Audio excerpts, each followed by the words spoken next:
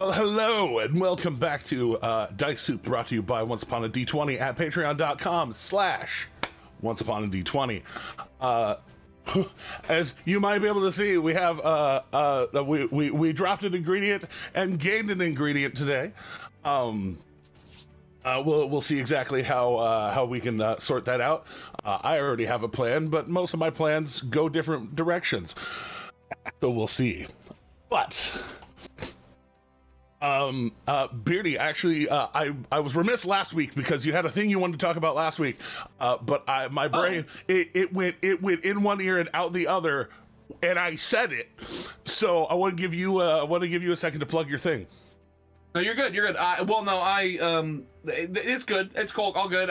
What's happening is, if you want to play games with me, if you guys are interested in Monster of the Week or anything of that nature, and you want to come check it out, you're more than welcome to go to any of my social media. I have a link tree. You can find a link to the Orsak Narrative Universe Discord server, and on that server, you'll find a whole, like, me and 4 other GMs that run games.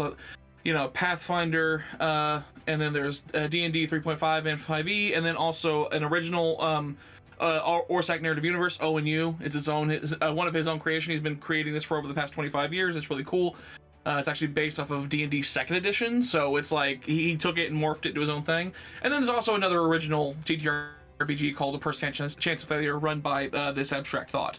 And so if you're following any of those people on TikTok, then you probably heard about it already. But jump on over to the server. If you tell them that I sent you, then you get 2 weeks free of just text gaming. It's just all like play as you go kind of stuff. And so basically you get 2 weeks free of just trying to see it if you like it and all that kind of stuff. You can do Monster of the Week with me or whatever. And then after that, you're welcome to stick around. But we're trying to get more people in and get people, because text gaming is really fun. There's no stress with it. You just do it whenever you want to. And then that's what sometimes during the stream, that's what I'm doing. I'm running games on my phone essentially. So, but that's it. Yeah. Orsak is one of the first people one of the first like bigger creators that followed me way back in the day. So like I love Orsak. Anything to promote his stuff. I love that you're one of his GMs now. So that I'm just like finally he's getting his time. Yeah, he followed me like when he first popped on. So it was like we've been in contact pretty like strict like for a while now. So he's been. Yeah. I've been excited about this whole thing. And I figure, honest to God, that's one of the best ways to throw out hashtag buy Beardy a new computer is promote something that you're doing for a business. Yeah, exactly. Let's get Beardy a new computadora. I just need a desktop for anything else. That way it's I just see you done. There. Greetings and salutations. Well, I think it's time to get back into it. Oh, we hit 10 subscribers, 10 sub points. That means I have to refine the giveaway goal, the secret giveaway goal. So we'll get there. Well, and last we left off out here on the stream. Teddy, by the way, I don't know if it's on purpose, but at least I can't hear your music right now. Maybe did I turn you down? I did. That's why. No, it's fine. As long as it's fine on the stream. I had actually turned down your user volume. That was my fault, not yours. Okay. So, and last we left off, out on the road. You all had run a con, if you will, sprung a trap. One slayer had started off the combat by taking a whole ass cart and pulling it over and using it as a weapon, as only a Goliath perhaps may be able to do. The rest of you taking your opportunities to attack these poor, helpless, defenseless. Oops! Also stealing Ramdena off of the battlefield and making sure that she was safe. But not without taking down her father. The gentleman from the Slayer's Take, who introduced himself as Big Leo, then went from a small, statuesque-looking, gnomish-looking creature to a giant of a dwarf, going in and ensuring that Gellin had in fact been taken not only out of the fight, but taken out. The rest of you taking down the other two, both of whom, when taken down, showed a slight change in their twinge. No longer pasty white humans, but red, small curving horns. These I say little, these devilish looking lads standing in the middle of all of this chaos. An orc who still looks extraordinarily stunned, even though he's not suffering the condition known as. But he sees Nock's real face, and Nock starts to walk away. And still a little put upon by Luca's bane. He wraps Eredrin in some flames and encourages a creature who seems to be love riding the line between life and death. Encourages him back to this side of the line, and then just like starts to walk away and walk towards Nock. Yes. Hey, wait a minute. Hold on a minute. Wait. Yes. You were. Hey. They said you were. I'll give you a minute. I know it's going to. Your brain's kind of rattled. I struck you fairly hard there. How do you like it for a change? You were supposed. You're not taking. You're not taken. What did they? Yeah. What did they tell you? What? You said you had a demon in you. Do you have a demon in you? A demon? Not yet. What do you? Did I go burn the demon out of you? They got Would you like how me track you, and we could get the demon out of you. They told you I don't know. That's. Listen. Show me your stomach right now.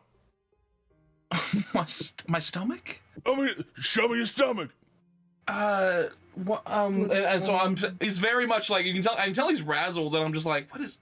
Hold on. And so Luca's watching this. Luca's watching this like a fucking sitcom. Like, is this normal? Does this happen around here? Like, Do people just get demons inside of them? That's what I'm like. Yeah. So I kind of undo my robes a little bit and try like show him just kind of like my bare torso, just like what I'm showing him, and like it's just all normal, Yeah, and he like starts poking at you. In the meantime, oddly enough, you do notice I don't have nipples. I just completely made them go. Right. You just lean over to Luca. smooth. Should we give them a room or? Oh no, I want to watch this. This is entertaining. Over by Eredrin and Akira, much less goofy, much more serious. Remdena collapsed on the ground, starting to freak out a bit, questioning why, what, and just kind of freaking out. Big Leo starting to walk over towards Luca. Remdena kind of just looking up towards Akira. She just kind of stands up. Why? What did he do to you? And I point to Knock. First, he's tried several times to kill my friend. 2, he hurt the rainbow serpents. Killed one of the gentlest creatures on the planet. I apologize, Remdena, but he is not a good person, and I am sorry for your loss, but he hurt us too. You're seeing kind of the intensity starting to wane a little bit from her eyes. It was a dragon. It was a. I know. That dragon was my friend. No,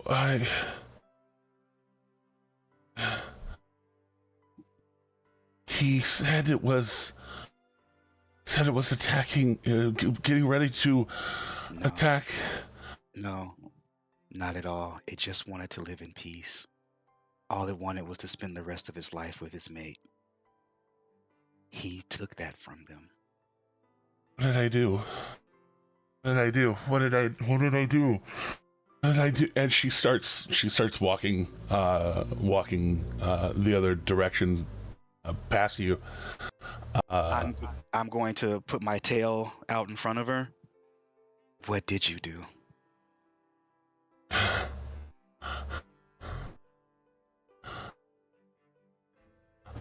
It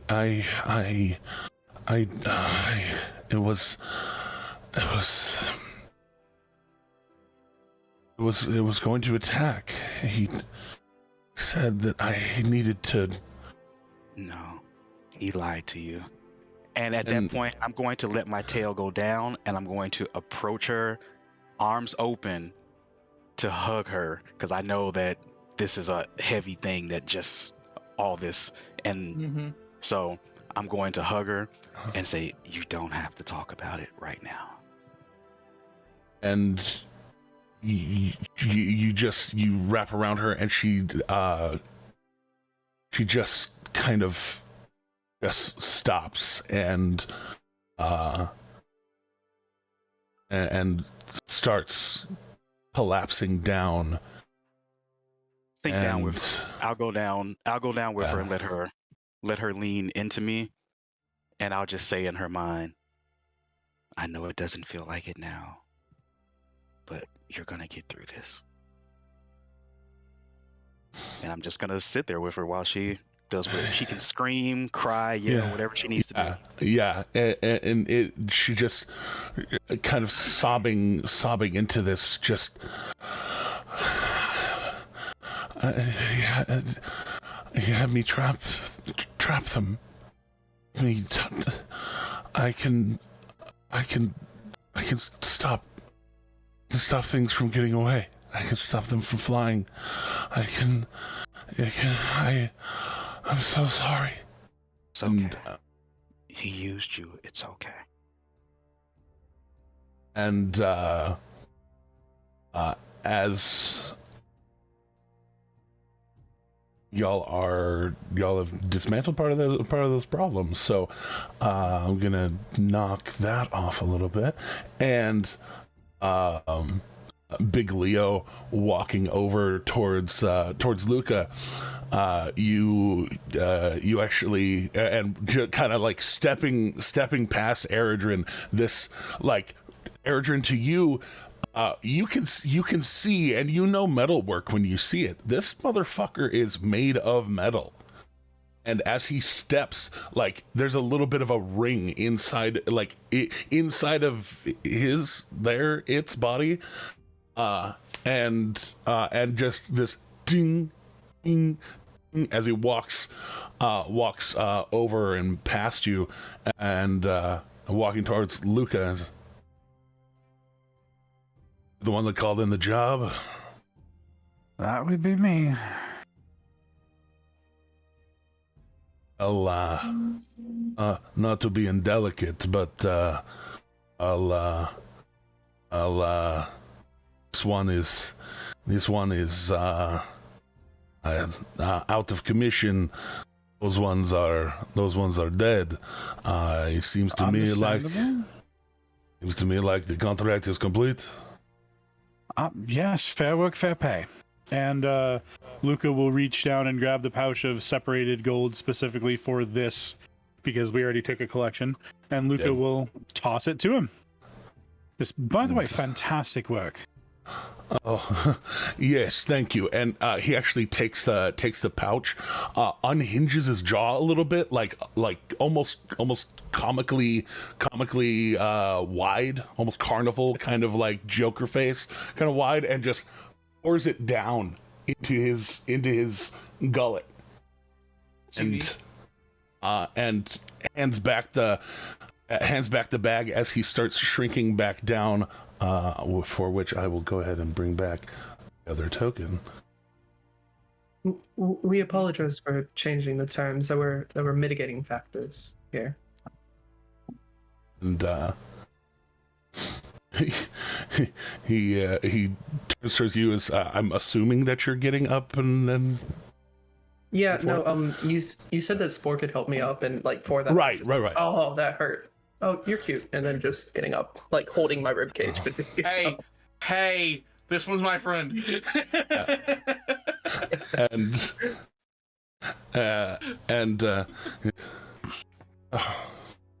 Yes, it is pleasure to do business. Also, and he like as he starts shrinking down, he pulls around the shield, and kind of snaps it onto his hand properly, and you see this large rune in it's a dwarvish rune, but giant uses dwarvish, and it starts to glow a sort of misty, and while he's doing that, Brandor is charging over the ridge. Looks like he's running into battle. Heavy crossbow, just charging in, and kind of sees the scene. Starts to slow down a little bit, almost like told me some stuff was going down. Yeah. Brandor, you had gotten in the things that were happening very quickly. These four men came into the shop, and you know, Fisher was in the middle of doing stuff. Brandor having kind of a stool right behind where the door opens, so that like just out of sight line, just in case somebody's coming in with ill intentions. And you know, now a crossbow expert, you can just like point blank be like, "Stop." And so these guys came in real slow, so you know, not having to draw on them. But Fisher spun this tale about, oh, we can't take these, and they look like giant snake scales or very small dragon scales, but they were shiny, they were beautiful, they would make great jewelry or some other kind of fine accoutrement. And he gave them the those are illegal and blah blah blah, but like, and he almost stage whispered like, take them an hour south of town, and I'll meet you down there, and all this stuff, and sent them away. And you know, it being you, there was that moment of like, all right, what the was that about?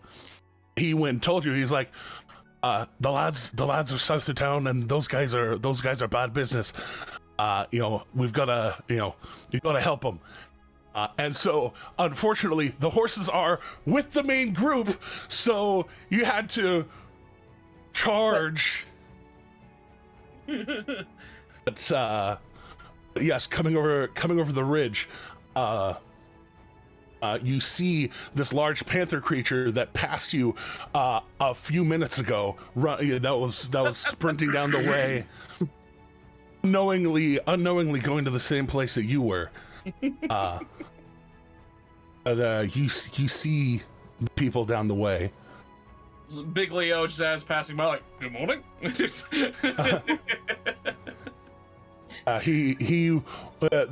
little mechanical man walking back over to this giant panther creature, and kind of barking to it in Zemnian, to be like, "Okay, Yarnball, we go home. We buy you big rabbit." This guy is with the Slayer's Take, right? Or is he like? Okay, that's what I thought. Oh yeah, and Its name is Yarnball. and And I know it now. and he Zemnian.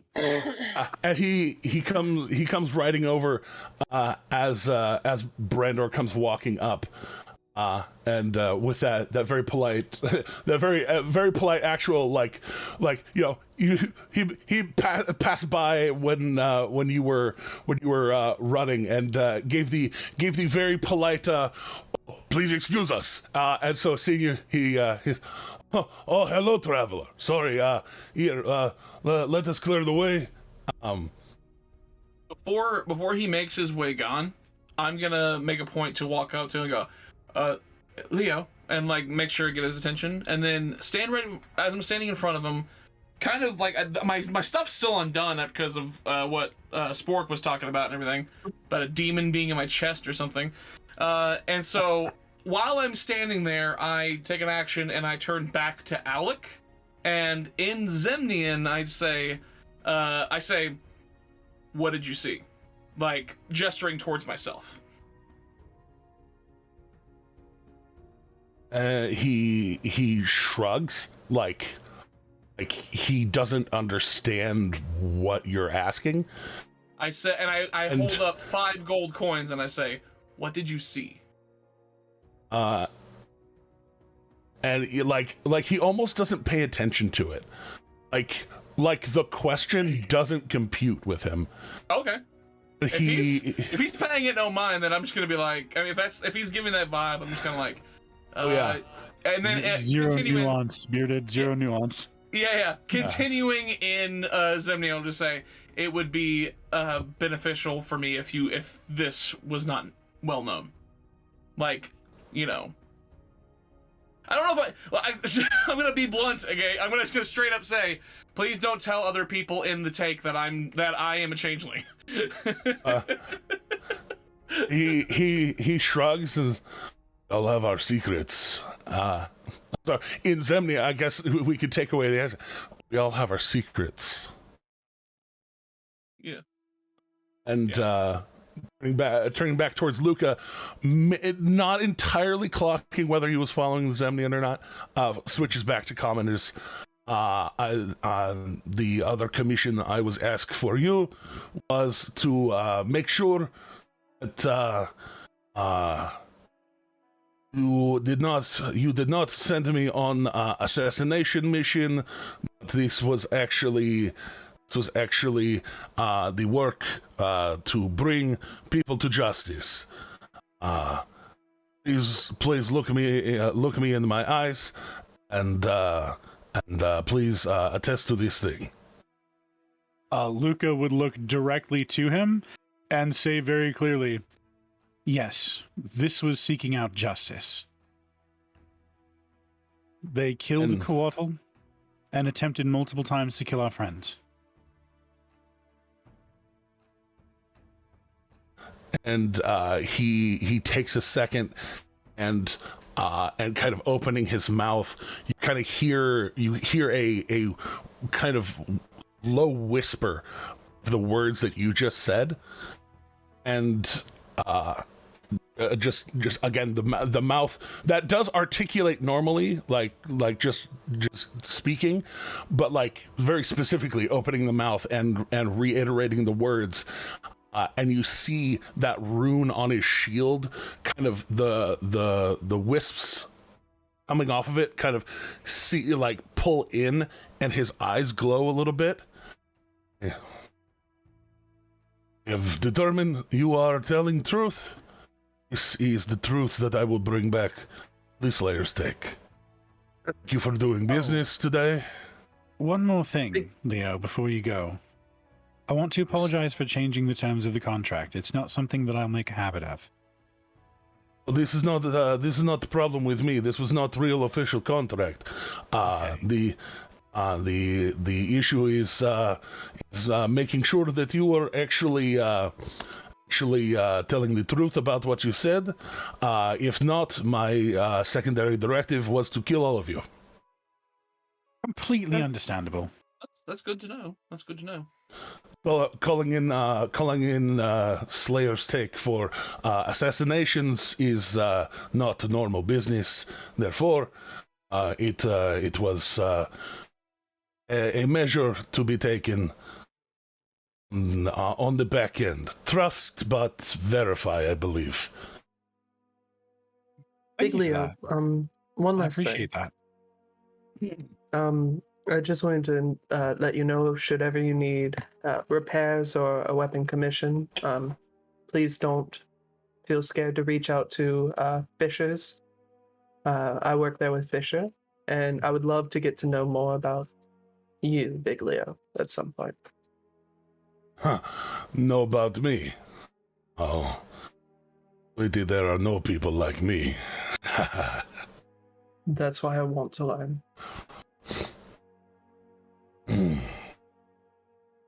Make a persuasion check. And I mean, this isn't flirting. This is just because, like. Oh yeah, no, but not flirting. There are different forms of persuasion. No, yeah, I just wanted to clarify for the. Not everything has to be flirting. It may seem weird to hear that. Eredrin does flirt, but also this is about something. Just intellectual curiosity. My D&D Beyond decided to refresh. Pause brought to you by D&D Beyond. Hashtag not sponsored. Hashtag it doesn't know how to run right now because it's not sure whether or not it's shutting down or not. Anyways. Yeah, hashtag I literally have. I'll talk good about the product, but the company itself. What's Eredrin's AC? 16. Oh God! What are you doing? What are you doing to him? I'm throwing a rock in his direction. Oh, okay. Oh yeah, no, you hit him right square in the back of the head. And I say in your brain, don't you ever scare me like that again. I'll handle that. His persuasion, though. Yeah, in the middle of my persuasion, I'm trying to talk to this dude, and you're just like, I'm going to peg him in the back of the head. Also, yeah, go ahead and take the damage that you just gained, and then you're going back down, actually. Yeah, how much damage was that, actually? I'm not. There was no. I was just trying to hit your I was just trying to make sure it made contact. That's all. Okay, yeah, but between the shoulder blades hitting you in the armor, but you felt he it. turned on your ability to. The grognards might call a touch attack. Well, indeed. I was gonna say, if anything, he activated your ability to get the go into the avatar state. Get right in that part of your back, turn your key back on. Nice. Just realign my chakras. So while it's rolling. It's taking forever to roll. Leo will look down and say, maybe. I've heard of your Fisher.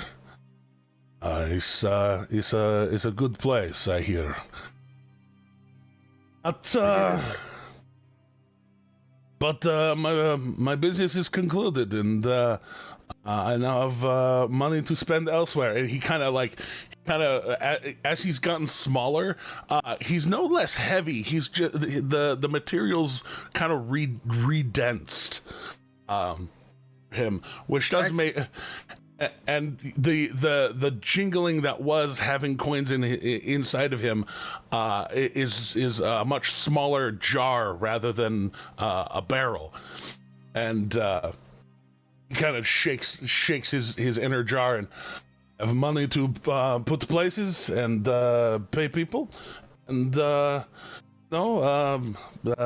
pay taxes to your groups. Hey, that's really good persuasion.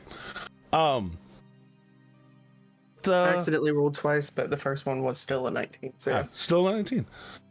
But perhaps we see each other again. Of course. It is great to meet you. And now I'm turning to Akira. And in the Zemnian, like, was that necessary? In the Zemnian, he calls to Yarnball, Yarnball. And starts to dash past Brandor. Away.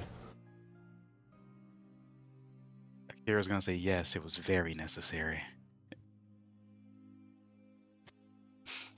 I didn't know that a wooden stick would put me unconscious after 2 strikes. I'm completely and entirely sorry. It made you glass arrow tips shoot your arrows. Yes, but I couldn't just shoot my arrows. I have too many weapons to just shoot arrows. And as he's riding off, Nock will turn around and be like, and on that note, overlooking, because I'm full on Alec right now, but he looks over and he's like, Brandor, I have missed you. And he goes over, and in the happiest you've ever seen Nock, or Alec in any case, goes over and full on hugs Brandor. Just go bear hug.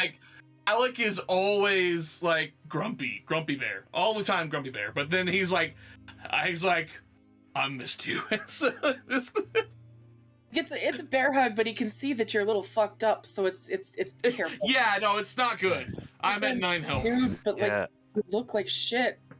What just happened? I'm and glad I that's when made it look just over. in time to not be helpful. You say what happened? I look over at the orc and I go, yeah, Spork, what happened? Oh, right.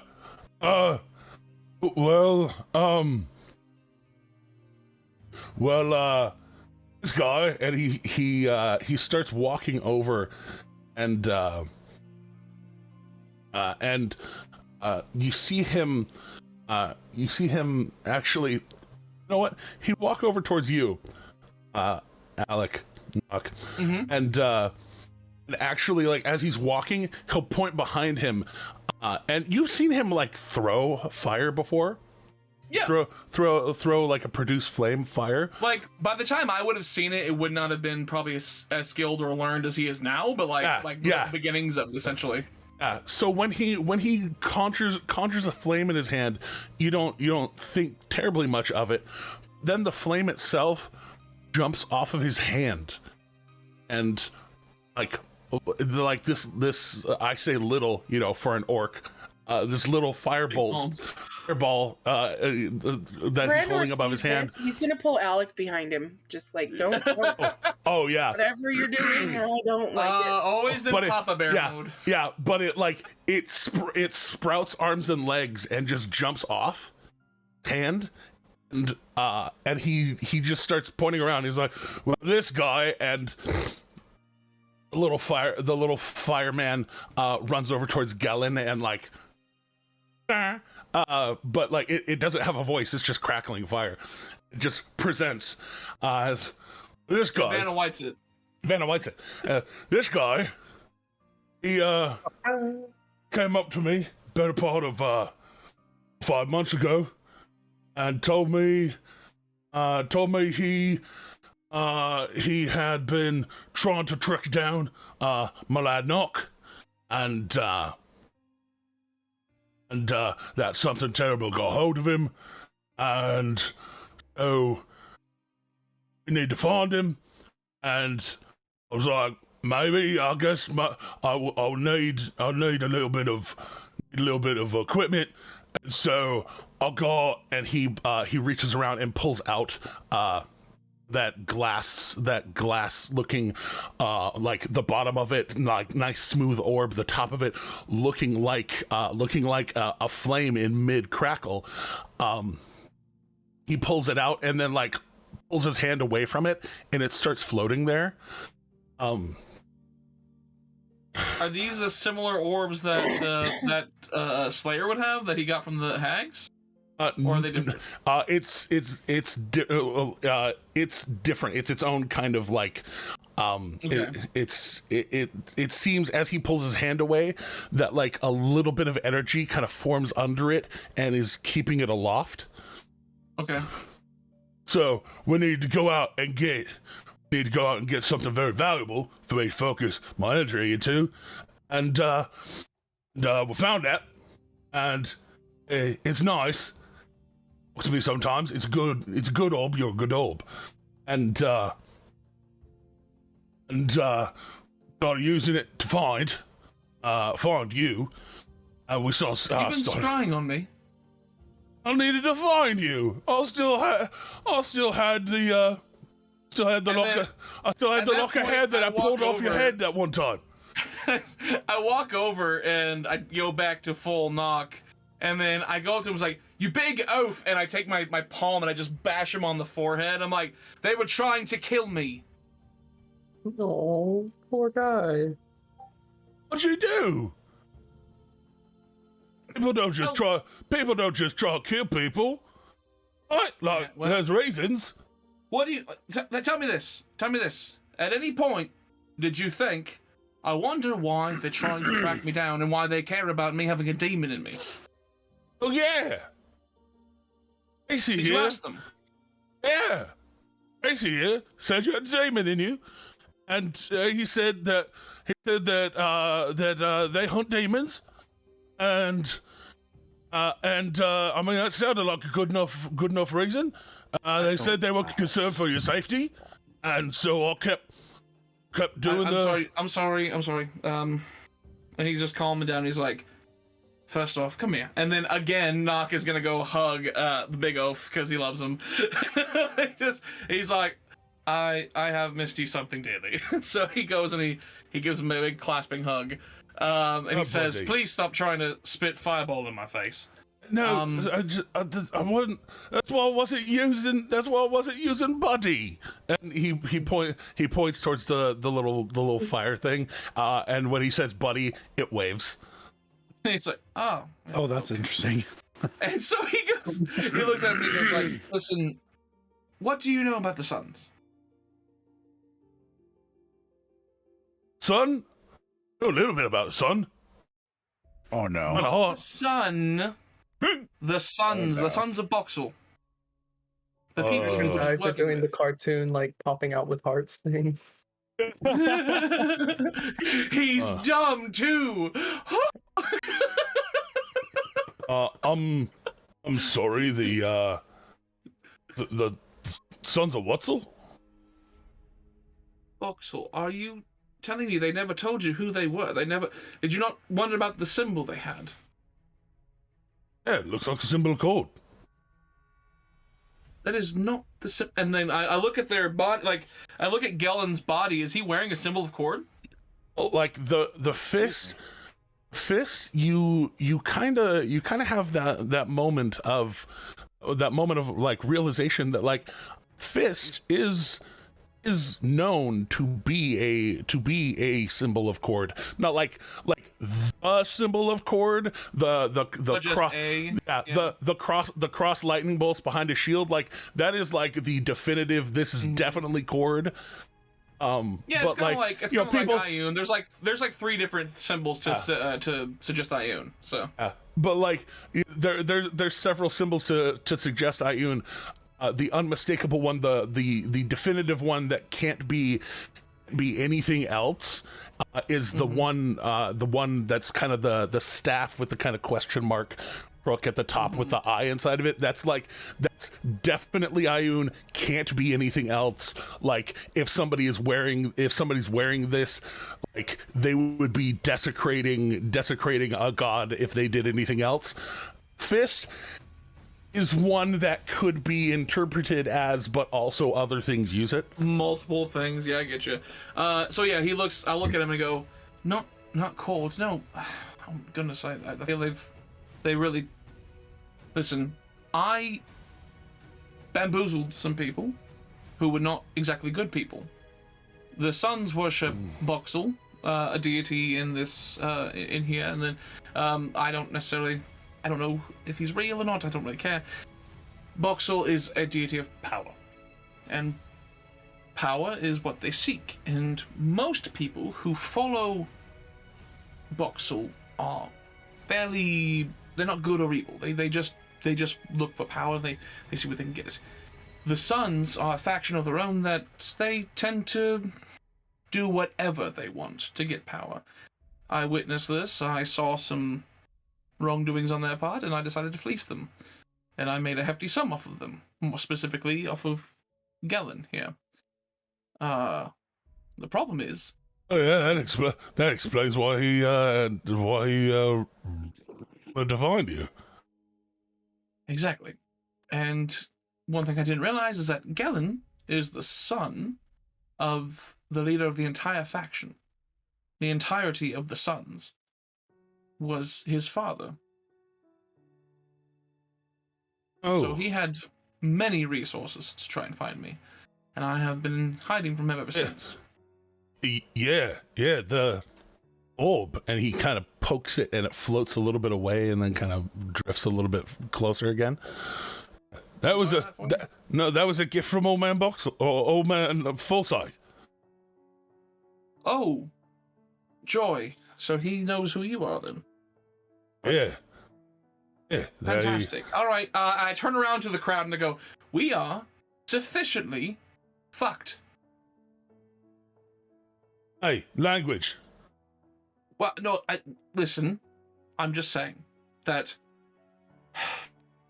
And so I just like, we need to do something about this, because now not only has the father of the entirety of the Suns now knows who my friend is here, knows what business he was on, intentionally trying to seek me out. Do I hear another fight? Eredrin, behind This is not you. what you want. Behind you, you have a moment, like, all this has been going on, all these different things have been going on. You've been expecting Slayer to stand up and talk, and he is doing neither. Breathing. I started to say Slayer down? Breathing. I mean, Luca did heal him, but Luca healed him. He's breathing steadily again. He's not risen up. Hey, bud. I'm gonna start like patting his cheek, like the classic movie thing you do when you find someone who won't wake up. You know, the instead of doing chest compressions, like wake up. You know. Yeah, he.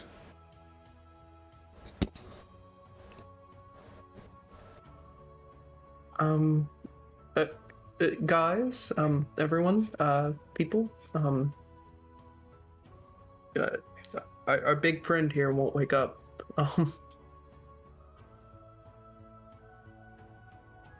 Luca is concerned about that. Yeah, Akira just looks at Luca and just says, "Help him, please." Onet, I'm going to make a very, very, very poorly trained medicine check. Sure. I'm going to cast Bless on Luca. That won't help in this particular case. It's a ability check, which is okay. Then never mind. I'm not going to waste. Different spell Yeah, saver. Bless is Yeah, no, attached. yeah, You know yeah, what? yeah. You know what? You would have known. Don't worry about it, because I'm awesome. Indeed. Going down, kind of checking his vitals. Like, you saw Slayer get hit several times. Yeah. And most of the wounds that are on him, any slashes and things that had happened, all healed. breathing. He's there is life breathing in and out of his lungs. But as you get close, you can see his eyes kind of going back and forth, like he's in the most vivid of dreams.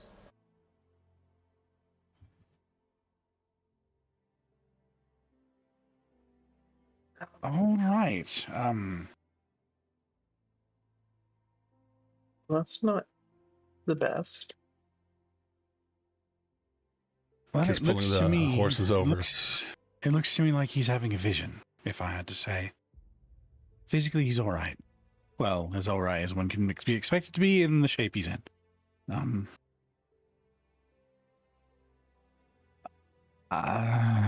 Maybe it's something spiritual?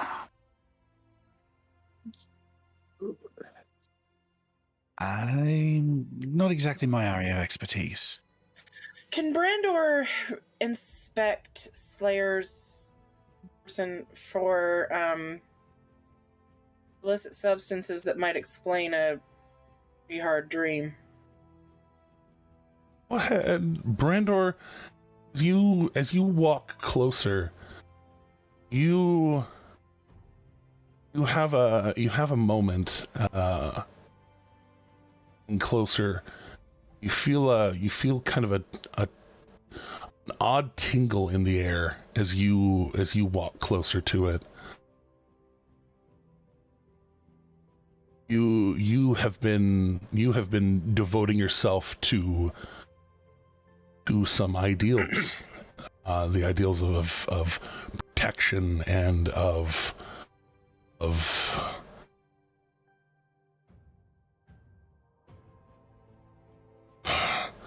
I guess that's the best word for it is protection and safety for your friends for a while now. You kind of have this feeling inside of you of connection, but more accurately a connection to kind of the universe around you. Go ahead and use game parlance for you, utilizing a use of your divine sense.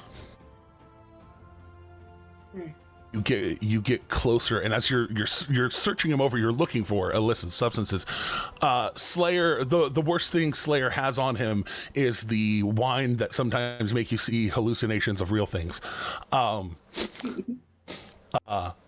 But as you feel that connection and have that little bit of sight beyond sight, you sense not only the presence of the fiend behind him. That body on the ground is definitely a fiend. The body over here that has its head cleared from its shoulders, also definitely a fiend. Something fiend is happening to Slayer. Almost like a remnant. And as Luca is searching him over, looking, you kind of roll him a bit, as you are quite strong and able to do such things. You kind of lift and turn him over. You see where those hands that reached out from Ramdena, which you were not present for, but Luca was. Those shadowy hands that reached out from Ramdena and grabbed his back and started siphoning the strength from his muscles. There are still imprints there, and you Brandor can actually see them more clearly. There's that little bit of an imprint there to Luca, and that little bit of kind of shadowy necrotic residue. Brandor, that is vibrantly fiendish.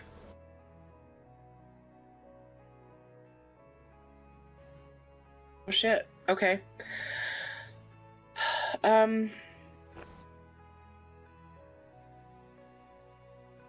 So my out of character understanding is that it's either a residual magical effect in Slayer, or there's something invisible.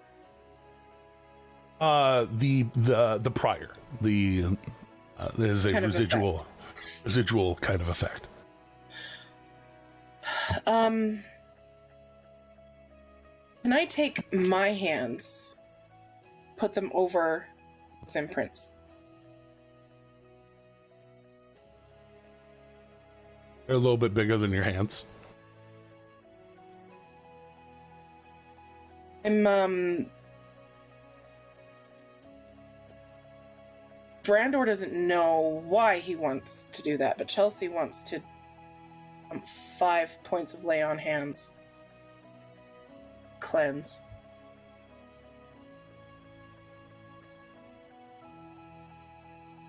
You start to push that energy into him. Don't expend it. You go to push it in, and it violently pushes back. The shadow, and the rest of you actually see the shadow handprints underneath, like open, darken, and rebuke Andor's push. And this came from the crystal that's around Ramdina's neck, right? Yeah, that charge of energy, she channeled it, and the crystal around her neck seemed to empower it. Since I was dying when this happened, I'm going to use sleight of hand to try and remove the while I have her in this embrace, to try and remove the crystal from her neck. Absolutely, go for it. Probably not enough. Oh geez, wow. Actually, the DC was low, but not that low. And you go to just grab for it, and she reaches up and like it's something deeply precious to her. She grabs it, and in this moment of not knowing, not entirely knowing what's happening, she grabs it, and it lets loose a burst of energy as she reflexively grabs it. Mind me your AC. 19. Okay. Oh, good. Natural 4. Love it. So it lets loose this burst of energy, and this hand, like as she grabs it, this shadowy hand reaches out, goes for you. You sidestep it. This hand tries to grab you. She looks down and like both her hands kind of like go up and away from it, and just what was that? Your father did this to you. We were traveling. He gave this to me, and she goes to try and take it off of herself, and it won't let her go. I'll say that shadow energy is going to reach out towards her. Shit. Brandor noticed this? Oh yeah. It happens pretty quick, but you do notice. And she goes to take it off, and it like grabs her hand and rips it away. Real quickly, can I roll Arcana, since I was dying when Slayer got attacked with this, to try to make the connection that this is connected to why Slayer won't wake up? Oh, I mean, it's slapping you in the side of the face, metaphorically. Okay. tried to slap Akira in the face physically. I mean specifically the connection that this is it's very easy. Okay. Like Brandor tried to push positive energy in, and the negative energy like flashed black and blew it back. Black hand grabbing towards Akira, grabbing towards Ramdena. Can I have Brandor run over and try to grapple Ramdena so that Akira can get the necklace? Forcefully remove it? No, I don't think we should try and forcefully remove this thing. That's already been tried. It defends itself. And Akira is not doing so well hit point wise, so I'm definitely not looking to grab it again. And Ramdena has a moment where she it claws at her, and she like holds back. She what you thought we were I thought you were calm down gonna help. Calm down. She can help you. She's not talking towards you as she's saying that. She's looking down towards the necklace.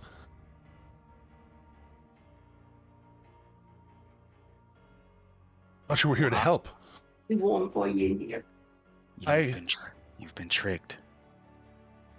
And her other hand, the rod that Gellin had been utilizing starts to manifest to her hand. You see this energy kind of course down her arm and wrap her hand around it. She like her eyes get wide. She just Kira, and this is where go ahead and Vidopolis. There we go.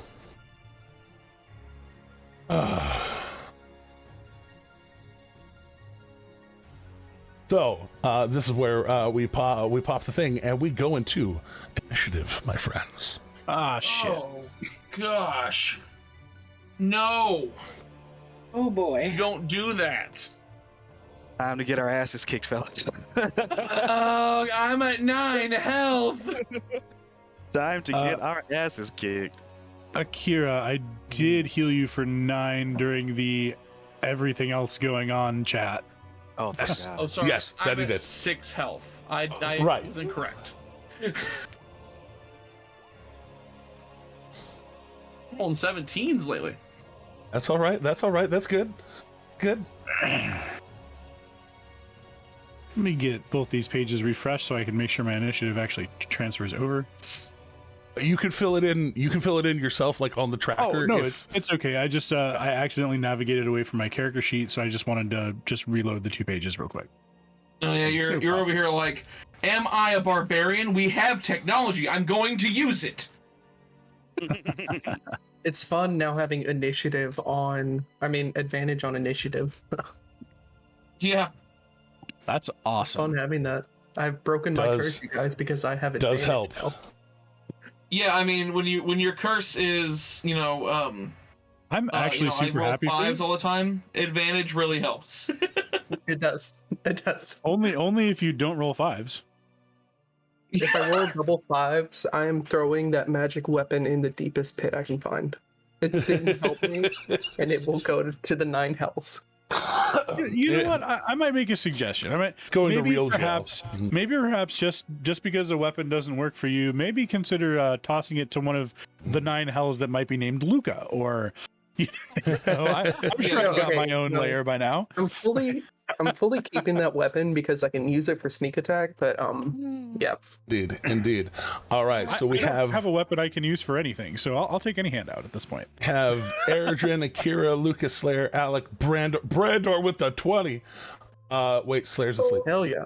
Brandor came to fight. Wait. Brandor missed the fight and was like, nah, that ain't happening again. No, we're having a fight one way or another. We'll fight a necklace if I got it, but I want to fight. Indeed, Slayer is asleep. Says, rolling initiative for Slayer. Oh, yes. It's fine. Are we fighting Rimdena or the necklace? Indeed. The necklace. So- We're fighting the necklace. Notice how there was no answer. Look, I don't have key points. So, as I was saving this for later. A rainy day. Yeah, there we go. Technically, we'd be at round like 37 or whatever. So I'll just go ahead and bring it back to 1. Yeah, just refresh. Just refresh. So yeah, but Beardy, you do have 6 maximum HPs though. It's true. 6 maximum. 6 maximum HPs. And I have 10 maximum HPs. And so as this rod appears in her hand, the crooked knuckle at the top of it, she looks mortified. Then this necklace pulses out with energy and wraps her in this shadow as it washes over her, and she again looks absolutely mortified, like, what is happening? What's happening? And as the shadow kind of wraps around her,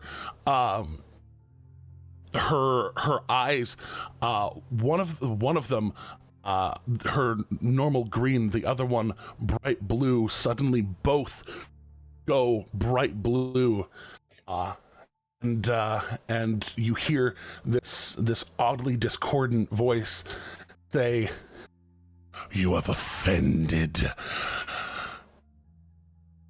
and you will be punished." And as it goes to walk forward, the first swing is swinging on Brandor. Be careful, that thing hits like a truck. Yeah, it do. There it goes. It 2-shot me. But then again, they were both smites, but it 2-shot me. It's true. Everything about what you just said is true. Incoming. I don't think a 14 actually harms Brandor, does it? No. All right, so the first one swings and connects with your armor, and this little girl should not, this little woman should not be swinging as hard as that hit your armor, and you block it off, but you feel the force of it. The other swing turning towards Akira.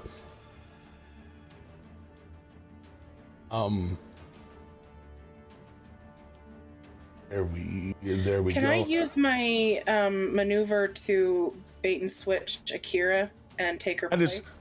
That is on your turn when you're able to move. Oh, which is going to be soon. Do you have another fighting style though, like protection or interception or? Let me see. I forget. I'll say I forget. You haven't been in combat in a while. We've missed you. I don't think so. I think I do have to wait for my turn. Damn. She's just barely swinging ahead of you. So Akira, that's a 20 to hit you. Yep, that'll do it. And you see it like going towards you, and then like it's a little bit off to the side, and the shadows like straighten its swing towards you for a grand total of 17 points of damage. Ooh. Down and out. And Down she and out. Up, man.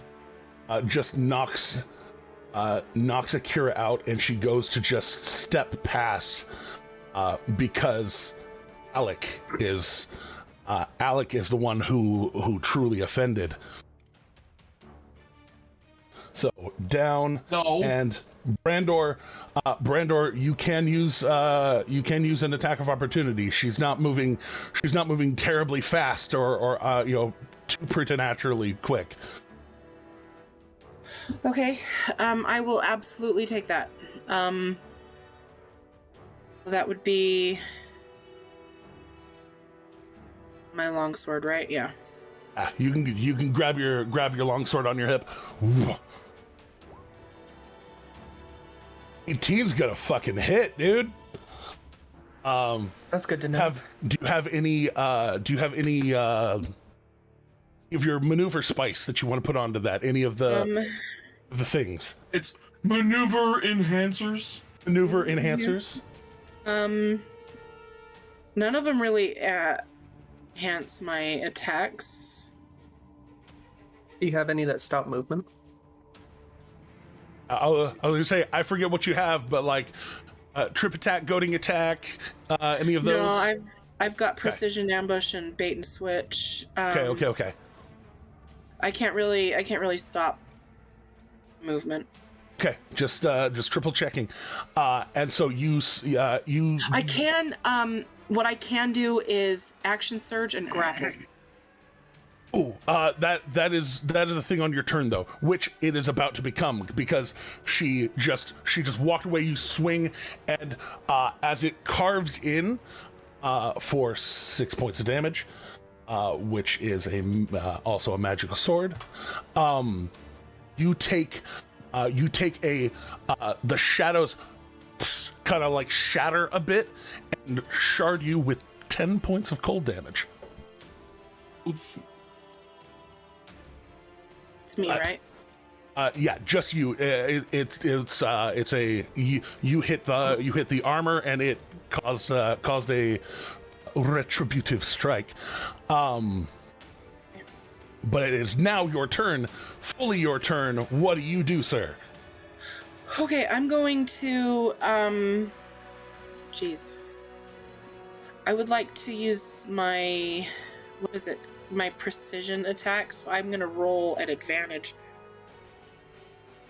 because it lets me roll again and then choose which. Oh. So You're chasing after her? I'm chasing after her, yeah. Okay, just run right I want past. to come up behind her so that I'm getting her attention away from Alec and Spork. All right. Then they would be flanking if they come up behind her. Mm-hmm. So I will roll that at advantage. No, it won't let me roll these at advantage, so I'll just roll twice. Okay. 18 will hit, so. 19 will hit. So. Yeah, take that 11. Right. So yeah, just kind of letting go of your heavy crossbow, grabbing your sword, going at it, two hands.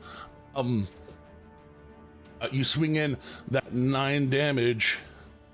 Again, another kind of shatter of this, this shards of shadow. Another 10 damage.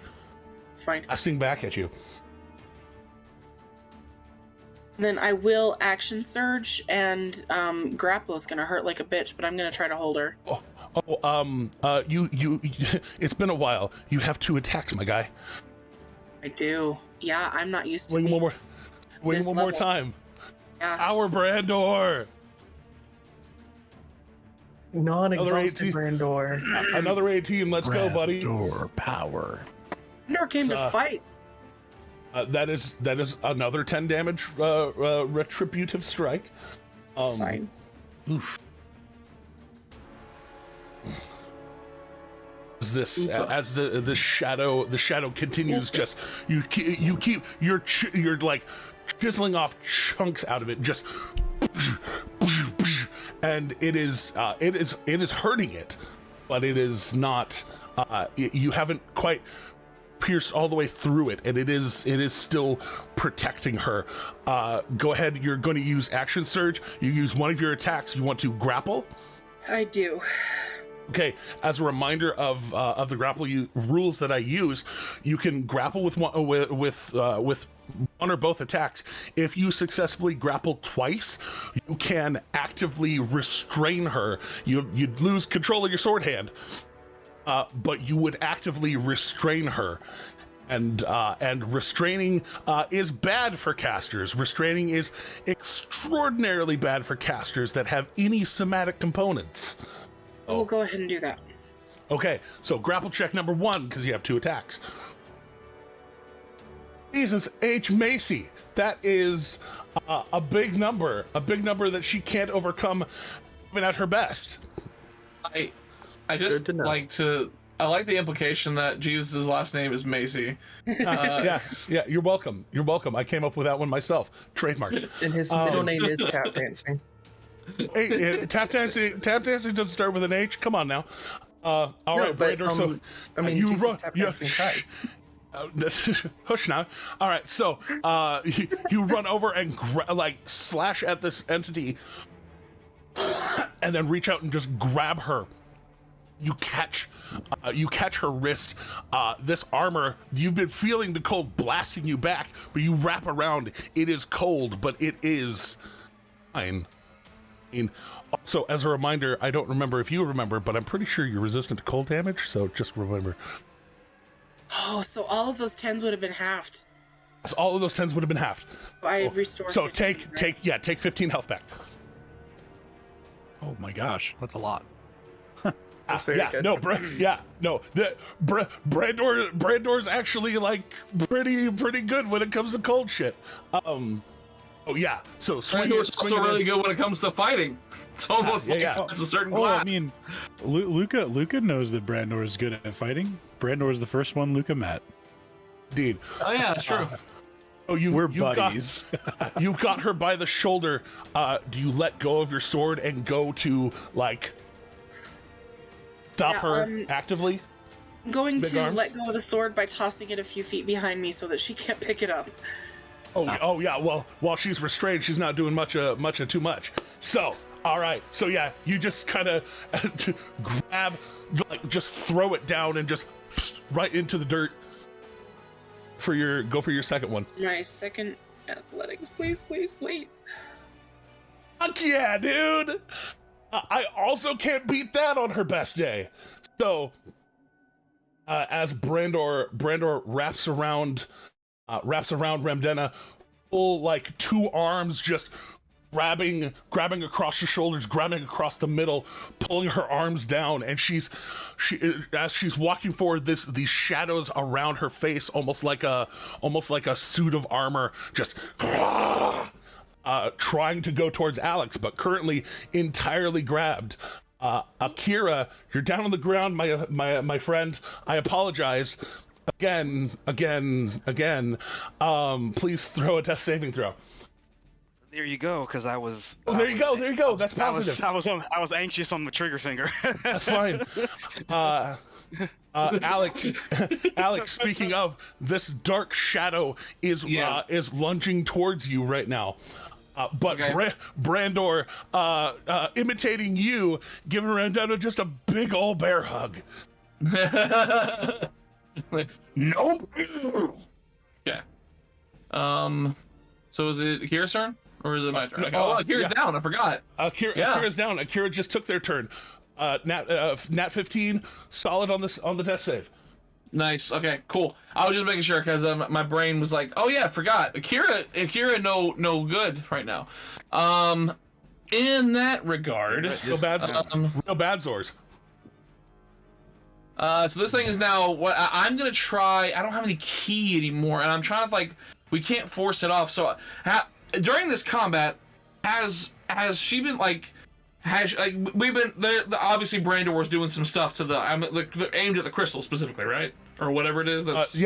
they were trying to grab at the crystal, and the crystal is taking deep umbrage to the idea of being removed from Ramdena. Gotcha. Is it around her neck? I can't remember. It is around her neck on a chain. Yes. Okay. Not dissimilar to this one. Okay, so I saw that, and so was Rendena like taking the hits pretty good, right? Like just kind of powering through them essentially, not really feeling the force of them. Yeah, there's shadow armor basically around her body right now. That is rebuffing. That's rebuffing. I just want to make sure what Alec would have seen, so that makes me feel like I would go ahead and just do full not kind of try not to hold back, especially since she's now restrained. I'm gonna take full, and so I get advantage on these attacks, right? Is that what it is? Yeah. She's restrained. Yes, sir. Yes. Okay. Okay. So I'll just do some stuff with my fancy new staff and whatnot. My favorite spell, my favorite cantrip to cast, quarterstaff. And then there's 1 and 2. So my first attack. So it's a nat 20. Right. So with that nat 20, as you come around and swing in, good God, casting quarterstaff. That's two-handed, so that is either way it's 15. So as you smash the shards of black energy slam into you for 10 points of damage. Ooh, 10 points of damage? Yeah. Okay. I'm afraid I must apologize. Well, I'm down. And as part of that, I need to double check the components for that spell. They are somatic. You cannot call in the extra spicy rebuke. So you smash, and Brandor, you feel her arms try to do a motion to rebuke this hit. Other than the explosion of that, you see fire kind of try to engulf her hands, and you just tighten up and do not let her go. We're just gonna hug. It's okay. It's fine. I'm just gonna hold you. Just relax. It's fine. We're just gonna hug it out. In the arms of a Brandor. All right, Eredrin. All right. So my first. So as a reminder, you do have a bardic inspiration on you. It has not been 10 minutes yet. It still works. Oh, I do have a bardic inspiration. It's on your token. Love it. Then could I spin that to be able to? Okay, here. I'll just start my move and I'll explain as I move along. I want to move. What are you Eredrin. wanting to do? Let's go. I want to put Eredrin on top of Casey, standing on top of Casey. Okay. If it'll move it. Got you. And I want to move Eredrin-ish to Akira. And the question is, at this point I want to teleport, so Eredrin's where Eredrin-ish is and all that jazz. Okay. Let's actually teleport. Yeah. Can I spin that bardic inspiration to be able to have both Eredrin Prime and Eredrin-ish use their action to pour health potion down these people's throats? That would not work. Okay. And would there be no way to? You can action surge and do that if you still have your action surge. I cannot action surge. Okay, could I argue for? Could I argue for Unleash Incarnation for the use of potioning Bearded as well, or potioning Alec as well? That's a real hard one to justify, my guy. You can potion me anytime. Okay. I mean, fair. I mean, yeah, Right. it is part of the attack action, but I mean, it was worth a shot. Yeah, I'm with it. So I guess at this point, I'm just going to use my action to interact with the object and to find Akira's potion and give Akira's health potion down Akira's throat. Right. Akira, what's your potion? I think we all have a. I forget exactly how many of which ones. I had 2 of regular cure wounds, or the baseline, the very low, the the cheapest one is what I had 2 of those. I have All 2 of right. them. Throw 2d4 plus 2. 2d4 plus 2. 1, 2, go. I'm up.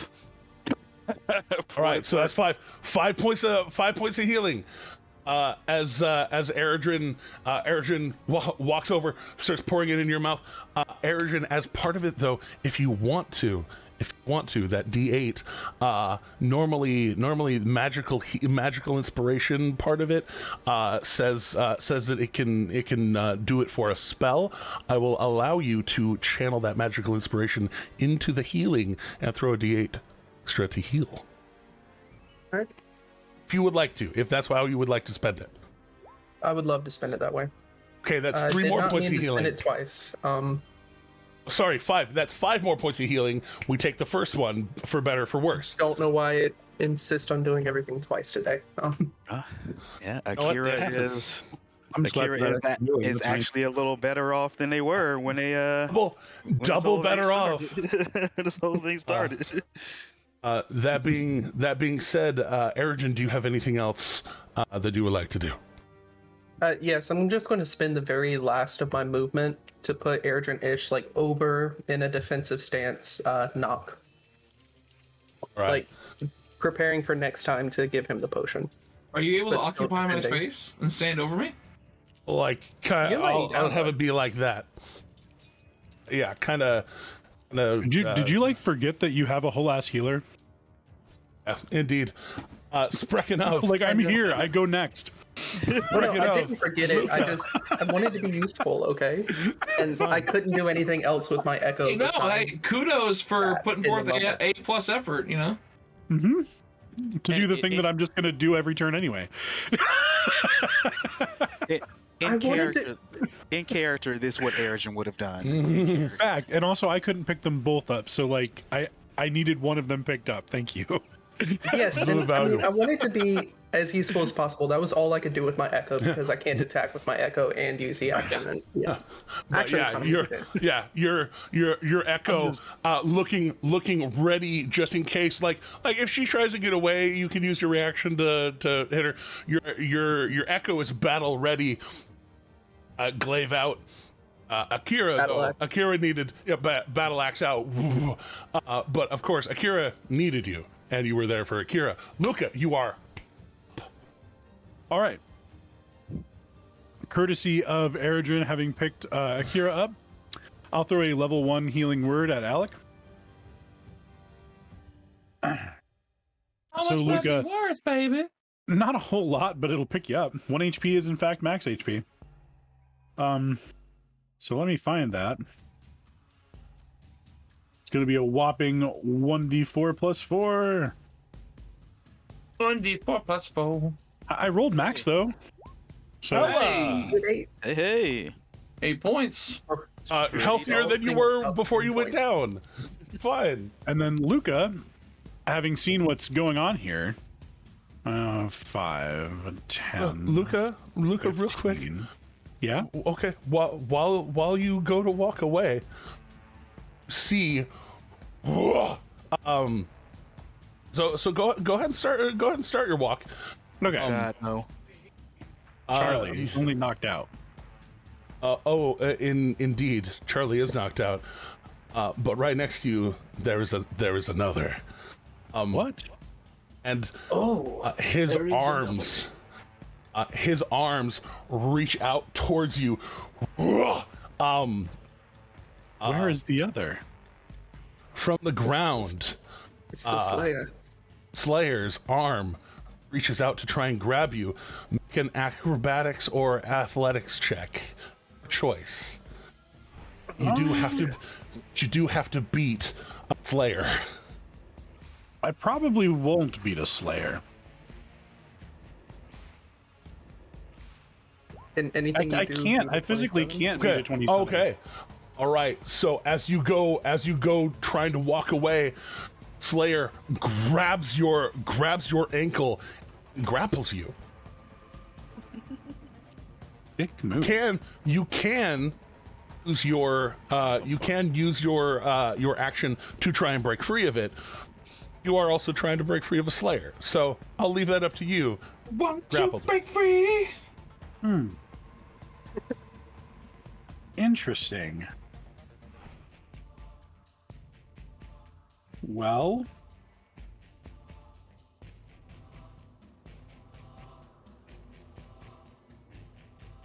I guess I don't know. I don't think I actually have anything that's very useful here. I don't think counter charm would actually affect what's going on with the Slayer. Or yeah, I don't think counter charm would affect what's going on with the Slayer. I don't have a bonus action to spend now. So You want to do with your action then? well, if I'm going against a DC, well, no, it's not a DC. It's an opposed check. It's a floating check. I mean, well, there's a chance that I could roll higher than him. It could happen. Like Yeah. luck exists. So let's just go ahead and try to break free again.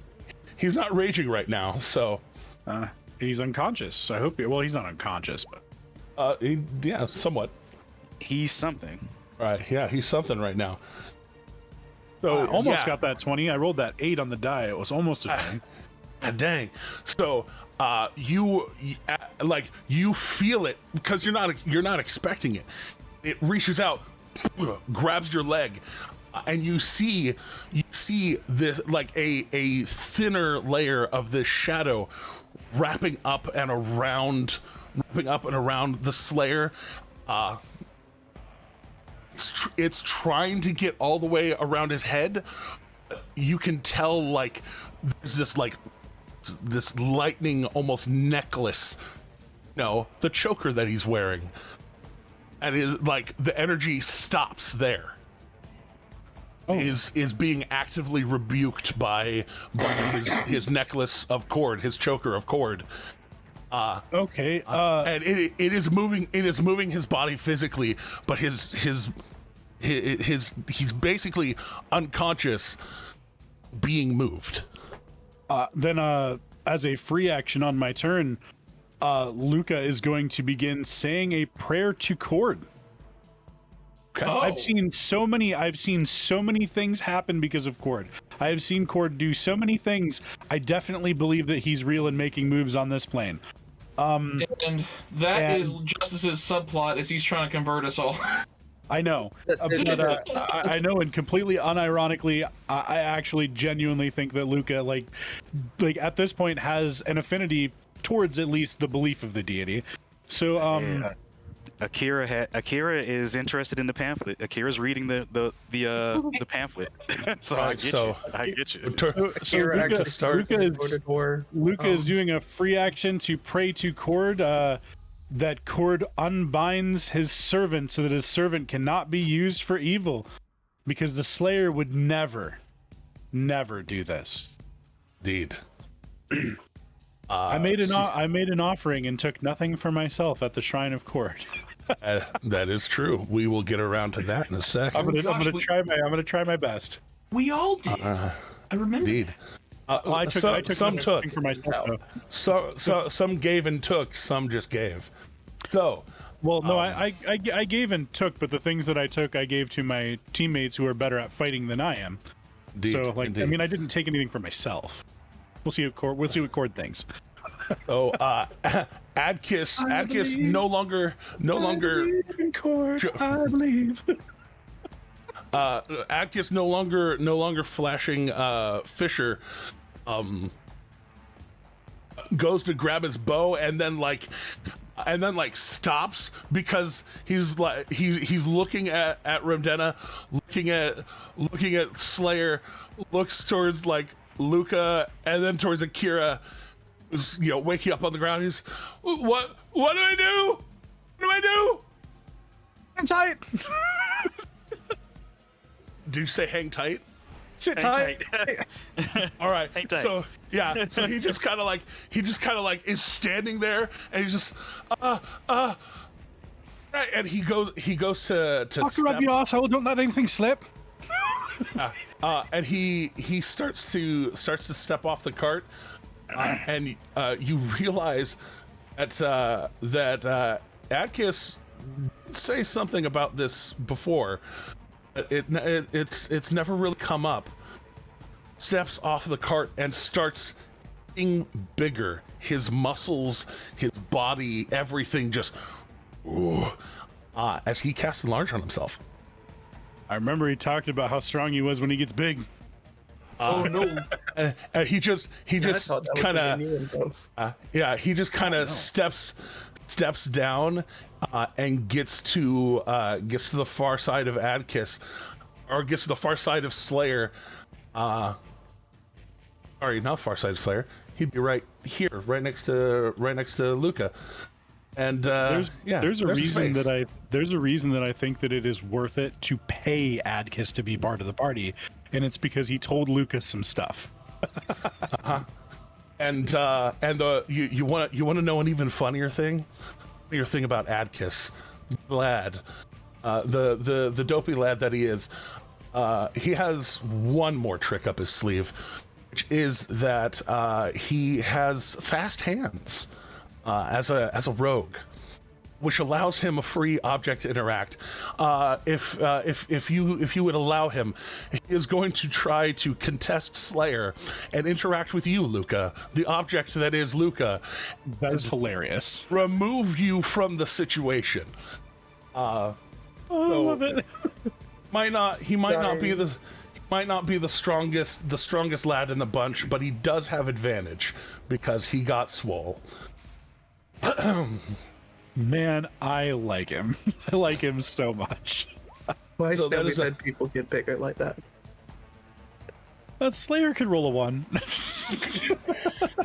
He could, but he don't. He does right right now. Silvery barbs him. Oh boy, that's a great reason to save your. That's a great reason to save your reaction. Let's try one more time. God, no, stop! No, Oh my God. stop! Well, at least I rolled a 20 on Luckily, this. he has to but- take the worst result. It's still a 27, but like the body is gripping onto you. You're being tug of war right now between someone who legitimately got a little bit taller than Slayer, and Slayer. It's not comfortable. You're being pulled, but yeah, It's fine. Everything's fine. It's like a really good chiropractor's trip. Oh yeah. You feel it. You feel the adjust.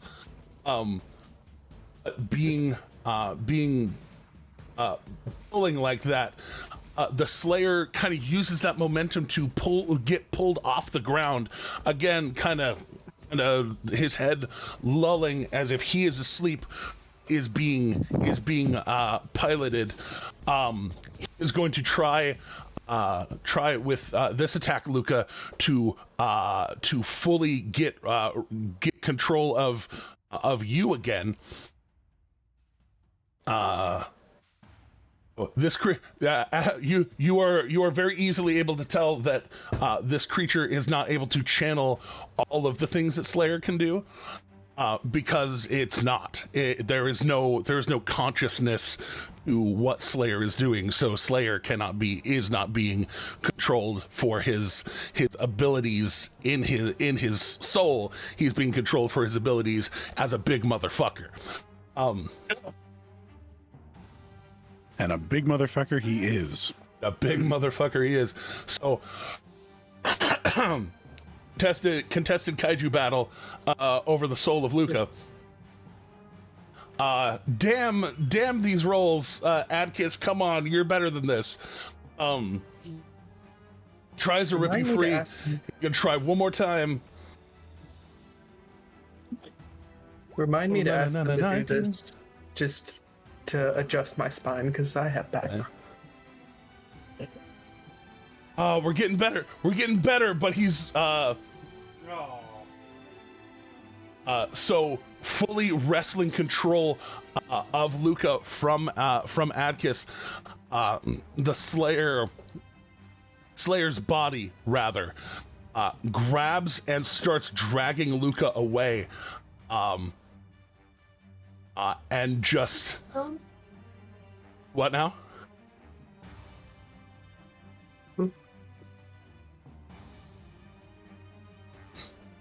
So he just grabs and starts just pulling Luca away, the body just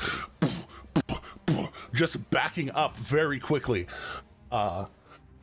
Spork, kind of seeing the way of things, the fire spirit immediately, he turns and points towards Alec, who is now conscious. This is all kind of happening all simultaneously. Yeah. So the fire spirit kind of jumps onto your chest, Hawk, and just like hugs you, and you feel this surge of energy as my best friend. And he We love you too, Calcifer. And it's a 30-foot sphere from a point. So the funny part is, Akira, this counts for you. Honestly, it counts for everybody but Luca. So Eridrin, Akira, Brandor, Alec, and himself, he's going to channel, because he didn't actually have to scry. He didn't end up scrying on you today, so he has a 5th level spell slot. Okay. And that Awesome. 5th level spell slot is being used on the one that only the original Mass Cure Wounds. The fire spirit grabbing onto you, Alec, adds an additional 3 to yours. So I get 21 plus 3. You get 24 total. Yeah. As he it jumps onto your chest, and then this kind of like snaking fire just reaches out towards everybody around, or those that I mentioned, and kind of infuses all of you with fire. So yeah, Healing your wounds, closing your wounds. when I was healed, like initially just like back to life. Like it was almost like, I'm pretty sure I didn't even hit the ground yet by the time I got healed, because that's how quick it was or whatever. But then after the saint comes over and hugs me, just like a, oh, I feel it. I'm ready to go. I'm ready to do stuff. Indeed. How much was it? 21. 21. 21. 21. So Spork, kind of with that, is going to use his bonus action to help pull Alec to his feet. Basically make sure that he doesn't actually fully fall. And keeps you up. You all right, bud? You all right, bud? You can do it. Actually, I need to I'm still here. take Charlie off this list, because Charlie actually ended up bleeding out because of that fucking glass arrow. Oh gosh! Really? He got shot right in the glass hole. He got shot right in the glass hole and continued to not save from it over time, which meant he kept bleeding out, and then death saves, and then he fucking died. Best idea I had in a long time thinking of this. You know what? Sometimes it happens. But that means we're back around to Remdena, who is not appreciating Brandor's shenaniganery in the least. What a lad, by the by. So being aimed towards you, my good lad, please make a wisdom saving throw. Oh yeah, he's great at those. So good. Hey, That was pretty good. Where is it? There it is. That one. That's All right. 3/4 of the way to a 20. Yeah, that is quite strong. for Brandor, that's impressive. Yes. Not a lie. So, she turns towards you, and you hear the unsettling phrase whip out of her mouth of "Unhand me!" And on your turn, you are being commanded to let her go. That is the command, the command spell, a verbal component only spell. So you don't have to let her go yet. Well, I mean, technically, but she's going to turn and immediately begin to channel in some energy into her hands, like she's getting ready to go nuts. I would find it hilarious if someone chopped her hands off and be like, "You said unhand me." Indeed. But Brandor, your action being spent to release her, just forcefully, it like just the dark energy. It's not even your will. It's the dark energy itself. Just like wraps around your arms and rips her free of you. You have a bonus action. You have other things you can do. All right. Damn it. Can I flip my shield off my back and Shield Master shove her away from Emma? You know what? I would love to see you try. Oh, whipping your shield around, you want to just give her the shield bow. Go ahead and athletics check. You can try and check her 5 feet. This way, etc. Oh! She doesn't. She does not. Okay, so with that, you just unhand me, and you unhand her. Kind of turn, grab your shield, and just come all the way back around and just throw her. Do you want this way or this way? The first. Right. Farther Away from everybody. Away from everybody. Or does it? I can't remember. Does it have to be willing movement for an attack? Of opportunity? Yeah, it has to be willing movement for an attack of opportunity. Darn. But that. Do you want to maneuver yourself anywhere else? You still have movement left.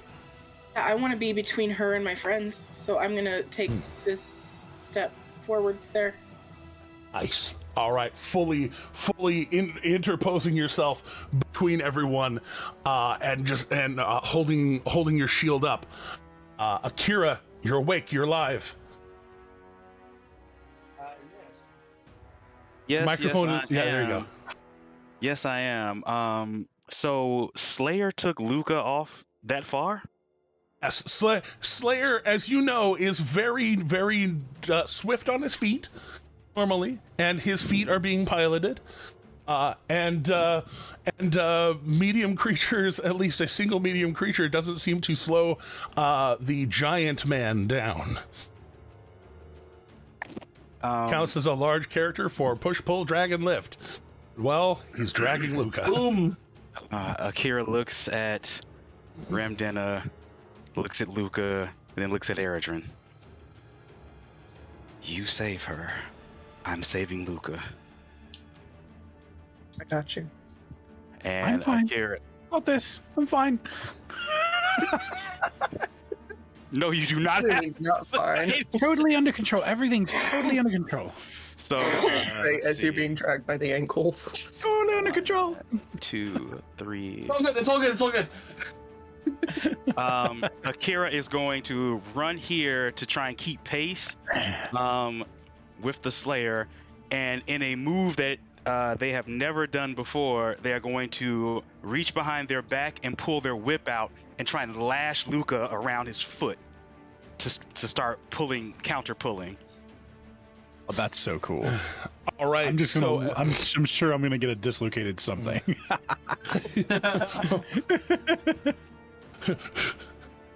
All of this has been very ungentle. Akira, go ahead and make an athletics, but with your dexterity, because you're using the whip. Dexterity athletics check. to try and do this fucking Indiana Jones shit. Oh hell yeah! All right, now it's a real fight. That's a chance. Oh my god, it's so good! So right now you whip and you stop the forward progression of Slayer walking down the field with Luca like a football. What I do is I did the thing, guys. I take the whip and I start to curl it around my arm and dig my foot in. God damn it, you did. Dig my foot in, and then while I'm doing that's one of your attacks. If you would like to try and wrest control away, you can use your other one. Yep. All right. Then I will definitely try and wrest control. So I'll take another pull with that whip.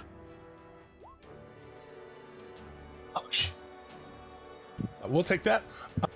Let's go for testing the athletics. The worst rolls the Slayer has ever done athletically, mostly because he does not have advantage. Slayer's body tearing Luca away. You wrap it around your arm and just spin in and rip Luca away. And Luca, you get pulled forward. It comes loose. Kira freeing you of your bonds. How many joints pop during that? Unfortunately, to wrestle the Slayer free from this, I'm going to need to get back in touch range. You are free. And for my bonus action, just to shore up some defense for myself, I am going to second wind, so I can just add a little thump to my just a little more life. Hella yes. Nice. Yeah. Baby. After yanking Luca back, Kira's gonna say, "You didn't think I'd let you get away that easy, right?"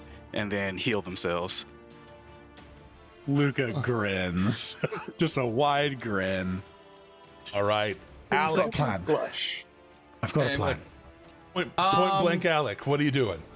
Good one. Yeah, after feeling that, Alec doesn't know if he wants to tango with the turquoise anymore. So let's see here.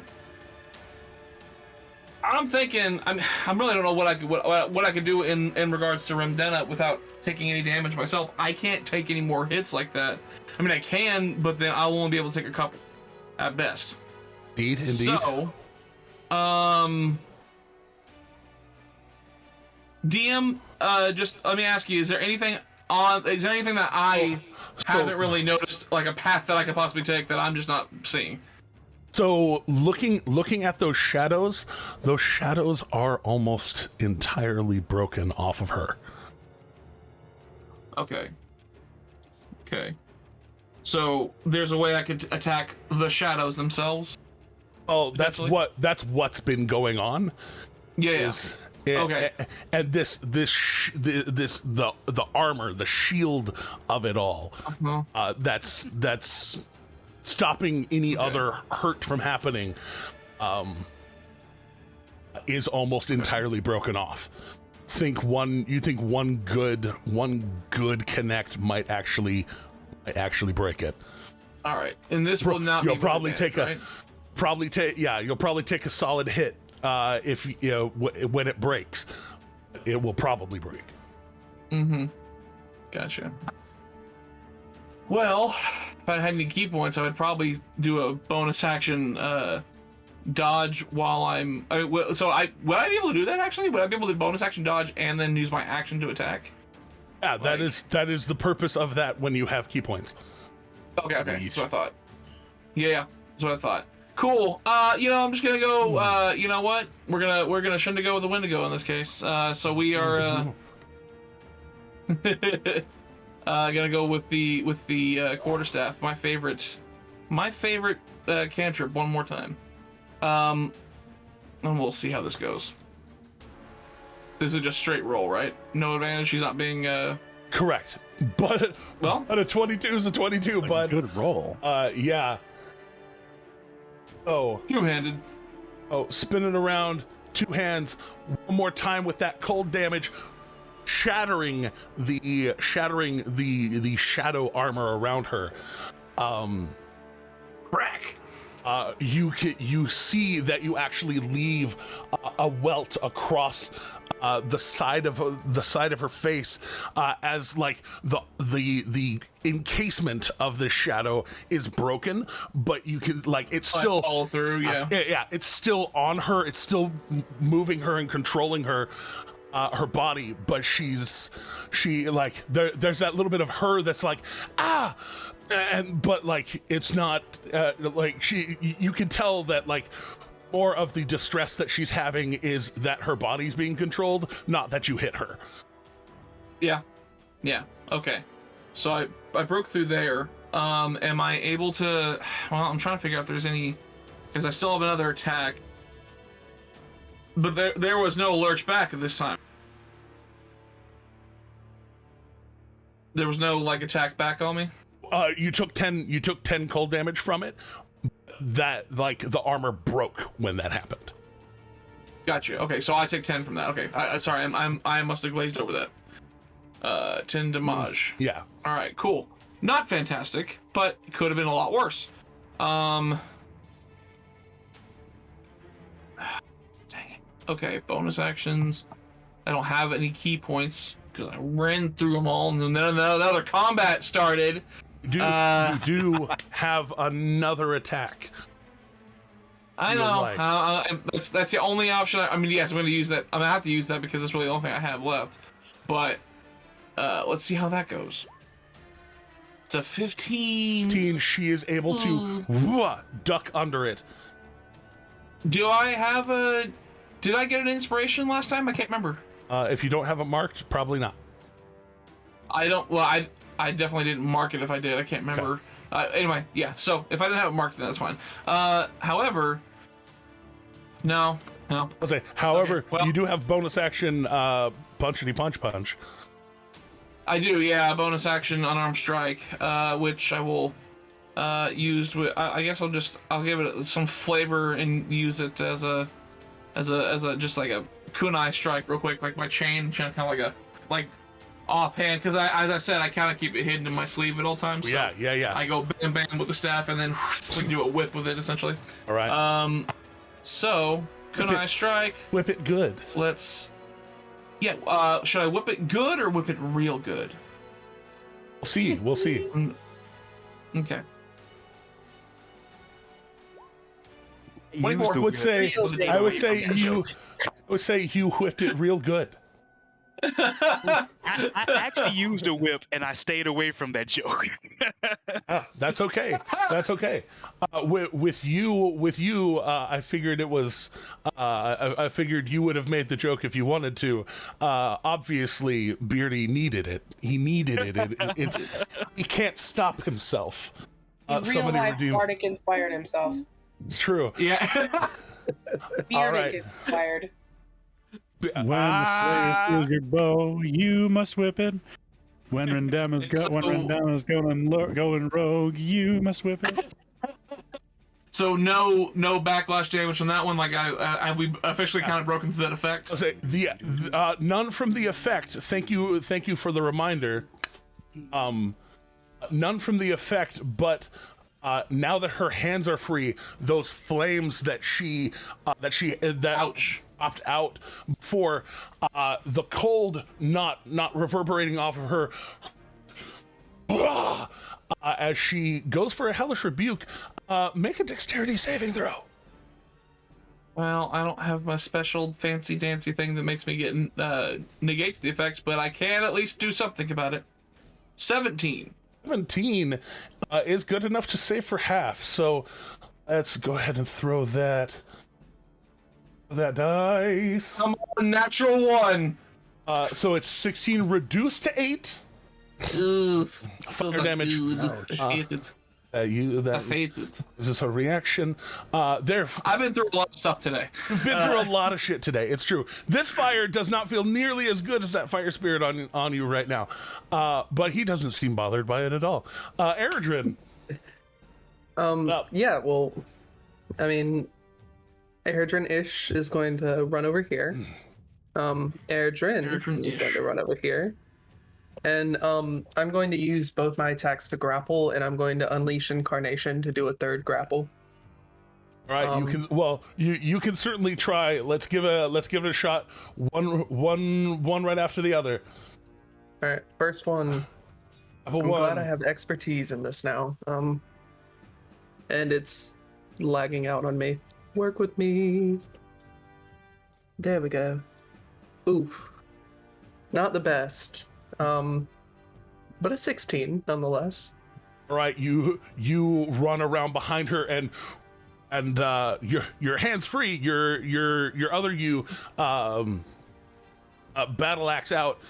You run over, start to loop around and grab her. You have her grappled. Go for the restrain. Okay. Oof. Still not good, but better. Okay, I mean it's not what's his name? It's not Slayer numbers.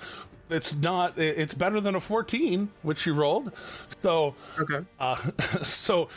As you loop arm around and have her restrained now, I will say there's no mechanical advantage to having her extra spicy restrained, other than the amount of people that she would have to work against to get you get free. Yeah, I want to make it as hard as possible on her for getting free, so we're going to give that third grapple. All right, piling on. Yep. Group hug. Group hug. Okay, that's better numbers right there. That's better numbers. And can't bust that one. That is the three-peat of just piling on, grabbing onto her arms, like other you like grabbing on and trying to keep her hands all together. Anything else for you? You don't have the Slayer movement or ability to move people like that. How far did you move this turn?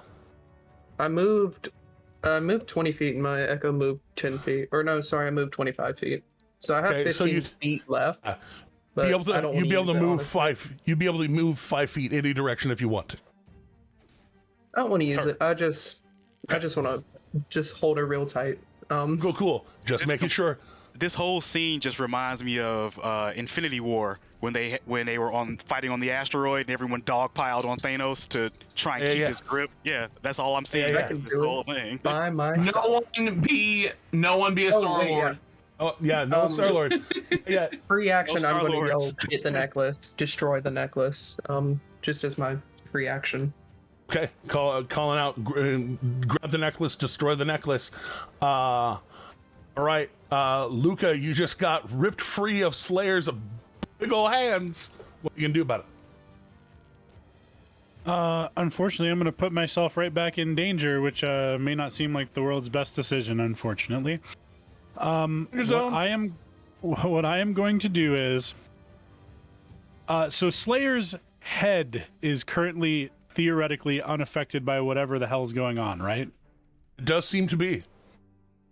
Okay, so it's just the body. His necklace of cord is kind of like protecting his head per se. So what I'm going to do is Luca's gonna look back at Akira and just, I hope this works, and he's going to take the step forward. I'm gonna do this a little bit differently. Sorry. If I could move, it won't let me move. How about I turn on the correct tool? Luca is going to turn on the correct tool. I was listening to the wrong song, obviously. I need Schism right now. He was in the right place. Just at the wrong time. We are still in round 1, apparently. But I need a schism right now. I'm going to Luca is going to strum a chord on his Saturn, and he is going to be casting protection from good and evil, which is resolved on a touch. And he's going to but he's going to look at the Slayer and just, I know you can snap out of this, buddy. And he's going to send bardic inspiration to the Slayer and step forward and bonk him right on the head with the Saturn to cast protection from evil.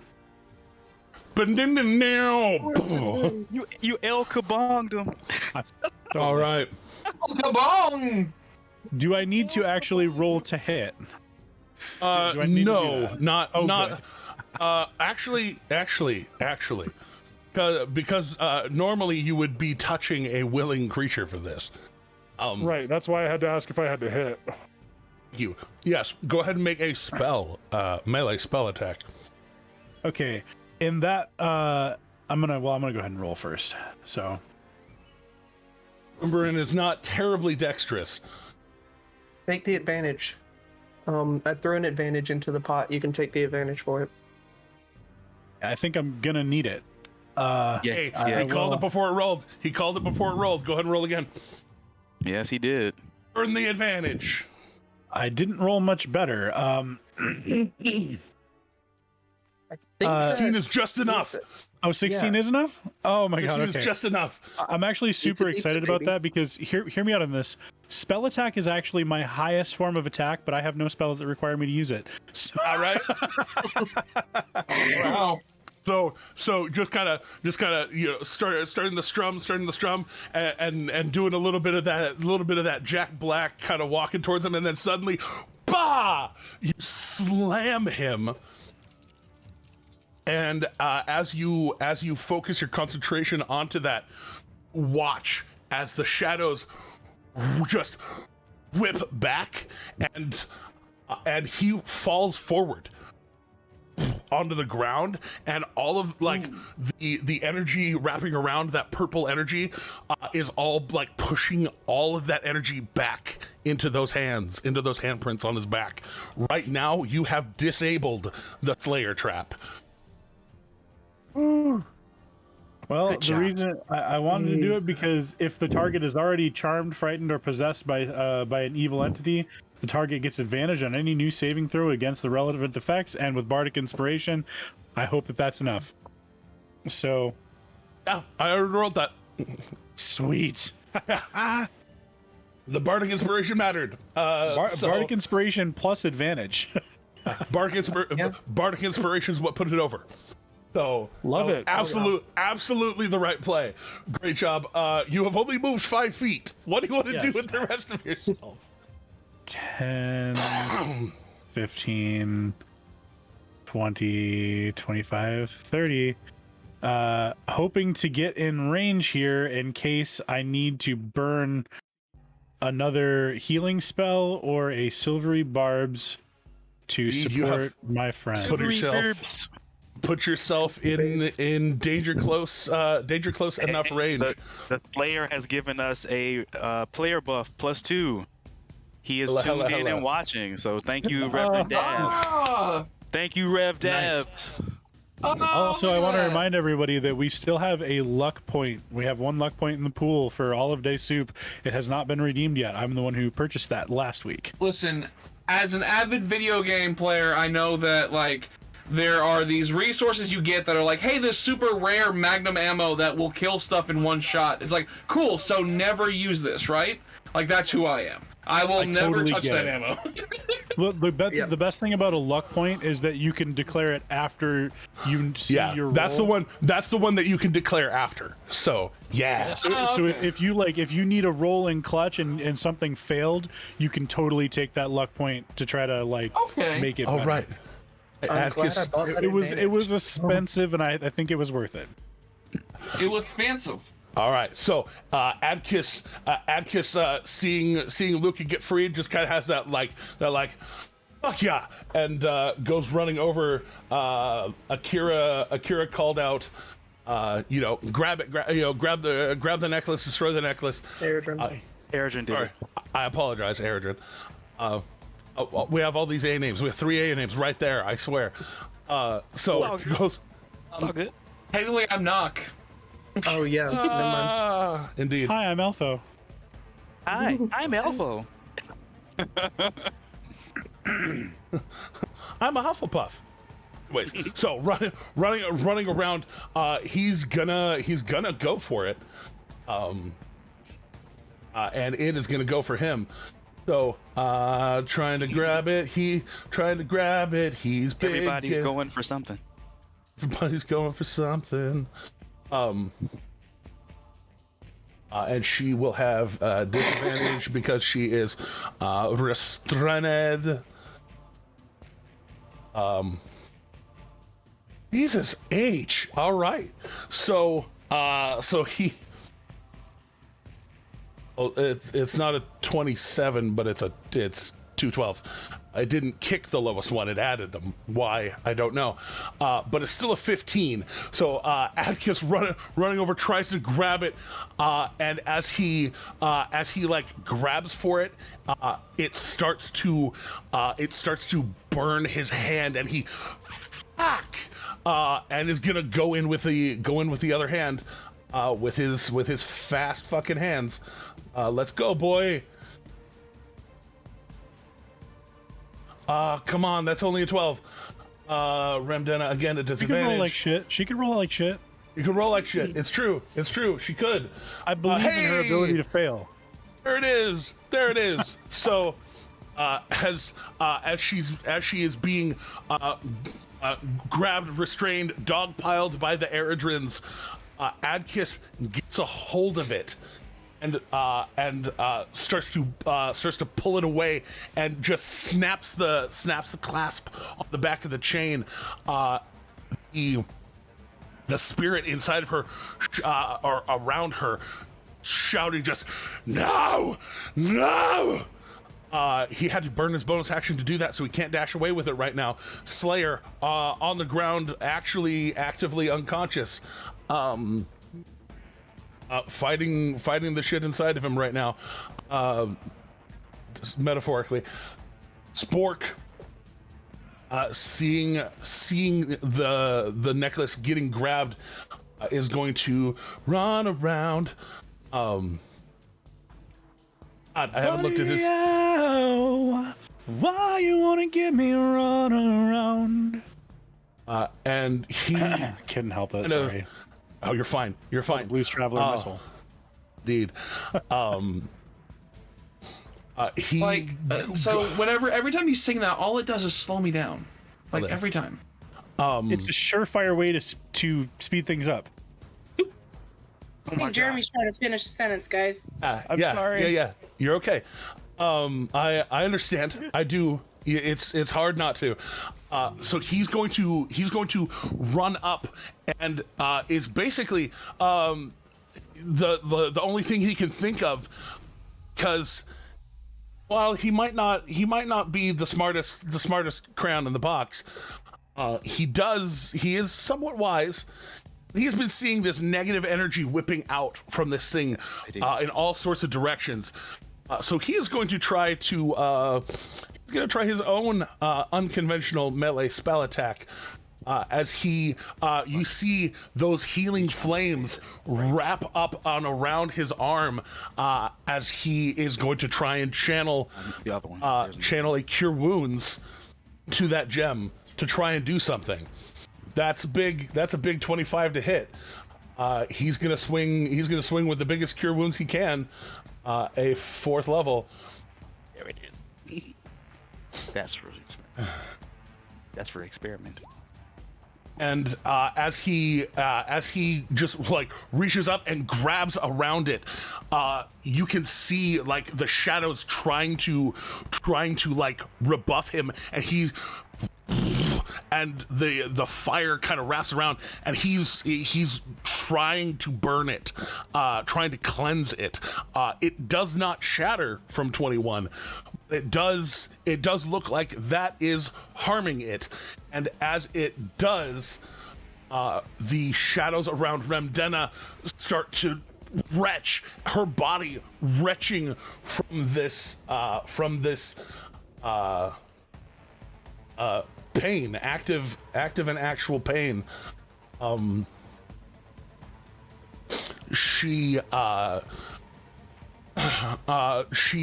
being held back, and as part of that, she does have the ability to subtle a spell, and you are her most difficult of problems. So she's going to push to try and give you, sir, the bad touch at disadvantage. Who is this, sir? Okay. Erdrin. Does a 16 hit you? Me or Erdrin-ish? Is that you? Yes, a 16 meets it, beats it. All right. So, pouring out of her is like while she's restrained, she channels this or her controller channels this ill intent out of her body into yours, and that is in this case this many damages. Ow. Because it is the thing doing it to you. Oh my gosh. Damn it. For the second Erdrin. time today, I'm in death saves. You get knocked out. Your shadow gets knocked off of her, and she immediately starts to stand up to try and there we go. There, unconscious, and goes to try and get back the necklace. You can tell that was actually less violent than it could have been, because that necklace was further away from her. So she is going to try to she's surrounded right now. She's going to try and get away from she's going to try and run around. I'll give you the run around. So that'll be Knock and Brandor. Speed things up. Knock, Brandor. Yeah, absolutely. I will take that opportunity attack. All right, are you going for that? Are you going for a punch, a grab? What are you doing? You know what? I'm gonna go for a grab. All right, go ahead and do your athletics check. Damn it. Well, she's a little squirrely. Actually, I think I have a thing that I can re-roll with. One of my maneuvers. It's a weapon attack roll I can expend on its superiority and roll before I know the outcome. Go ahead and burn that precision. We'll use it for this because some of the very specific wording of some of those maneuvers is a little bit fiddly, and I don't like them. I mean, kind of an improvement. There it is. Way improvement. It took it from a fail to a pass. So she goes to try and run around Adkis, and you just reach out with your free hand and just grab her by the back of her shirt. Now you can actually reach her shirt, or her clothing, because it's no longer encased in the shadow. You grab and just stop her from running away. That does make it your turn. Starting your turn, you've got her grappled. What do you want to do with it? Oh, geez. You know what? I would like to use one attack to again athletics and restrain her again. Okay.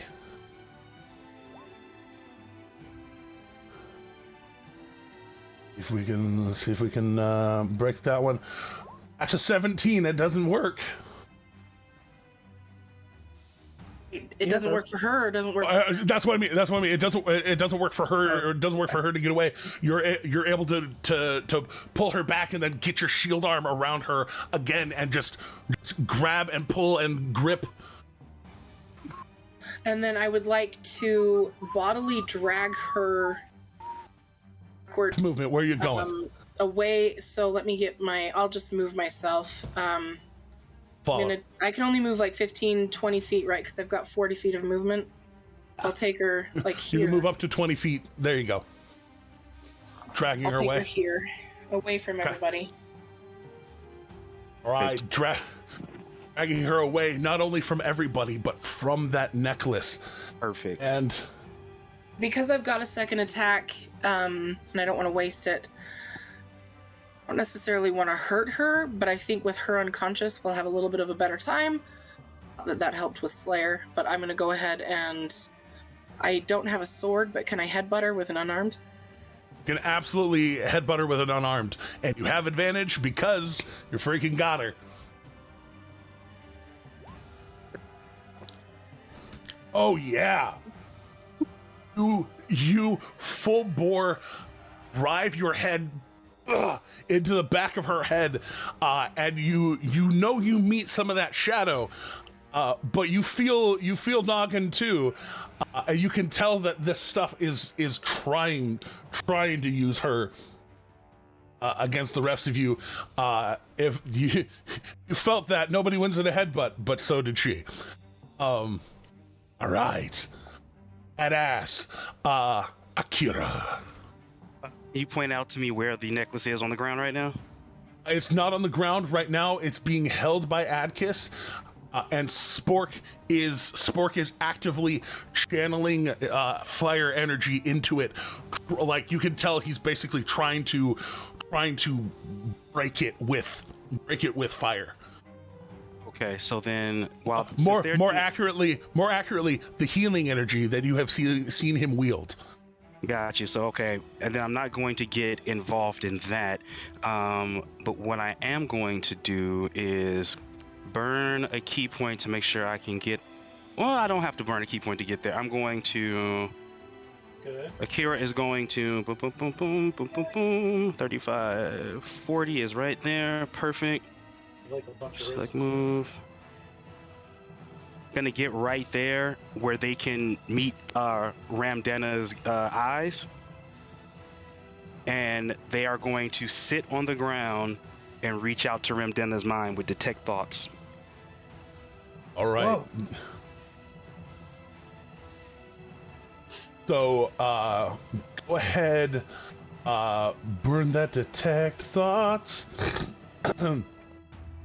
Oh wait, did I take cold damage or is that gone? Oh, that is gone. That got knocked off by your boy Knock. Okay. He destroyed the armor that was protecting her. So that is an 8. And you can tell that, like, as you start to reach out, sitting yourself on the ground and channeling your thoughts towards her, you can tell that she is fighting something inside of her mind right now, which is why she instinctively was trying to stop this other intrusion. But you get in there. What do you do? I call out to her, and just for flavor, I manifest my astral arms while I'm in this mental state, and I'm reaching for her with all 4 arms, like telling her to come to me. Let me help you. All right. So as you project yourself into this mental space, and you kind of showing your true self in this mental space, you see this spirit, this kind of disjointed shadow moving around her, and she kind of at the center of this space, looking around, and you start to reach out towards her, and that spirit in her mind, you see it get close to her ear, and say, "No. They killed him. They hurt him. They deserve to be punished. All of them. Punish all of them." Go ahead. You are going to make a contested persuasion check. You do have advantage on this. And I'm adding the +5 because player she does buff. trust you. I'm +5 adding player the buff, +5. baby! Use it! That's why you have it! So there's roll number 1. Roll number 2. We will obviously add the 5 for, so 19 is the total. Right. 19 is the total.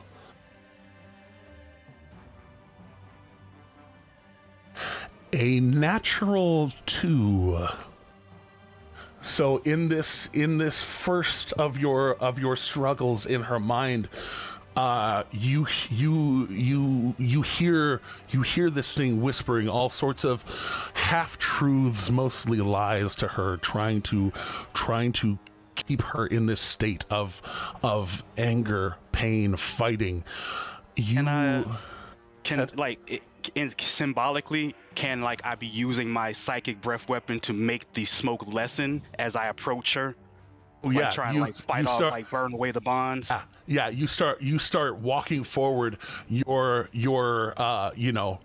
Shiva arms, multiple arms, these arms out, fighting kindly.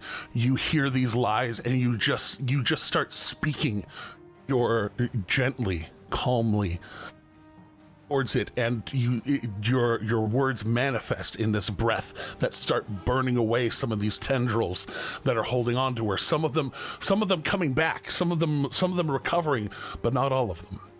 You have made steps in that direction. Knock, you see Spork trying to channel positive energy into this thing. What do you do? You are muted. Yes, I am muted. I realized. There you so are. What's up?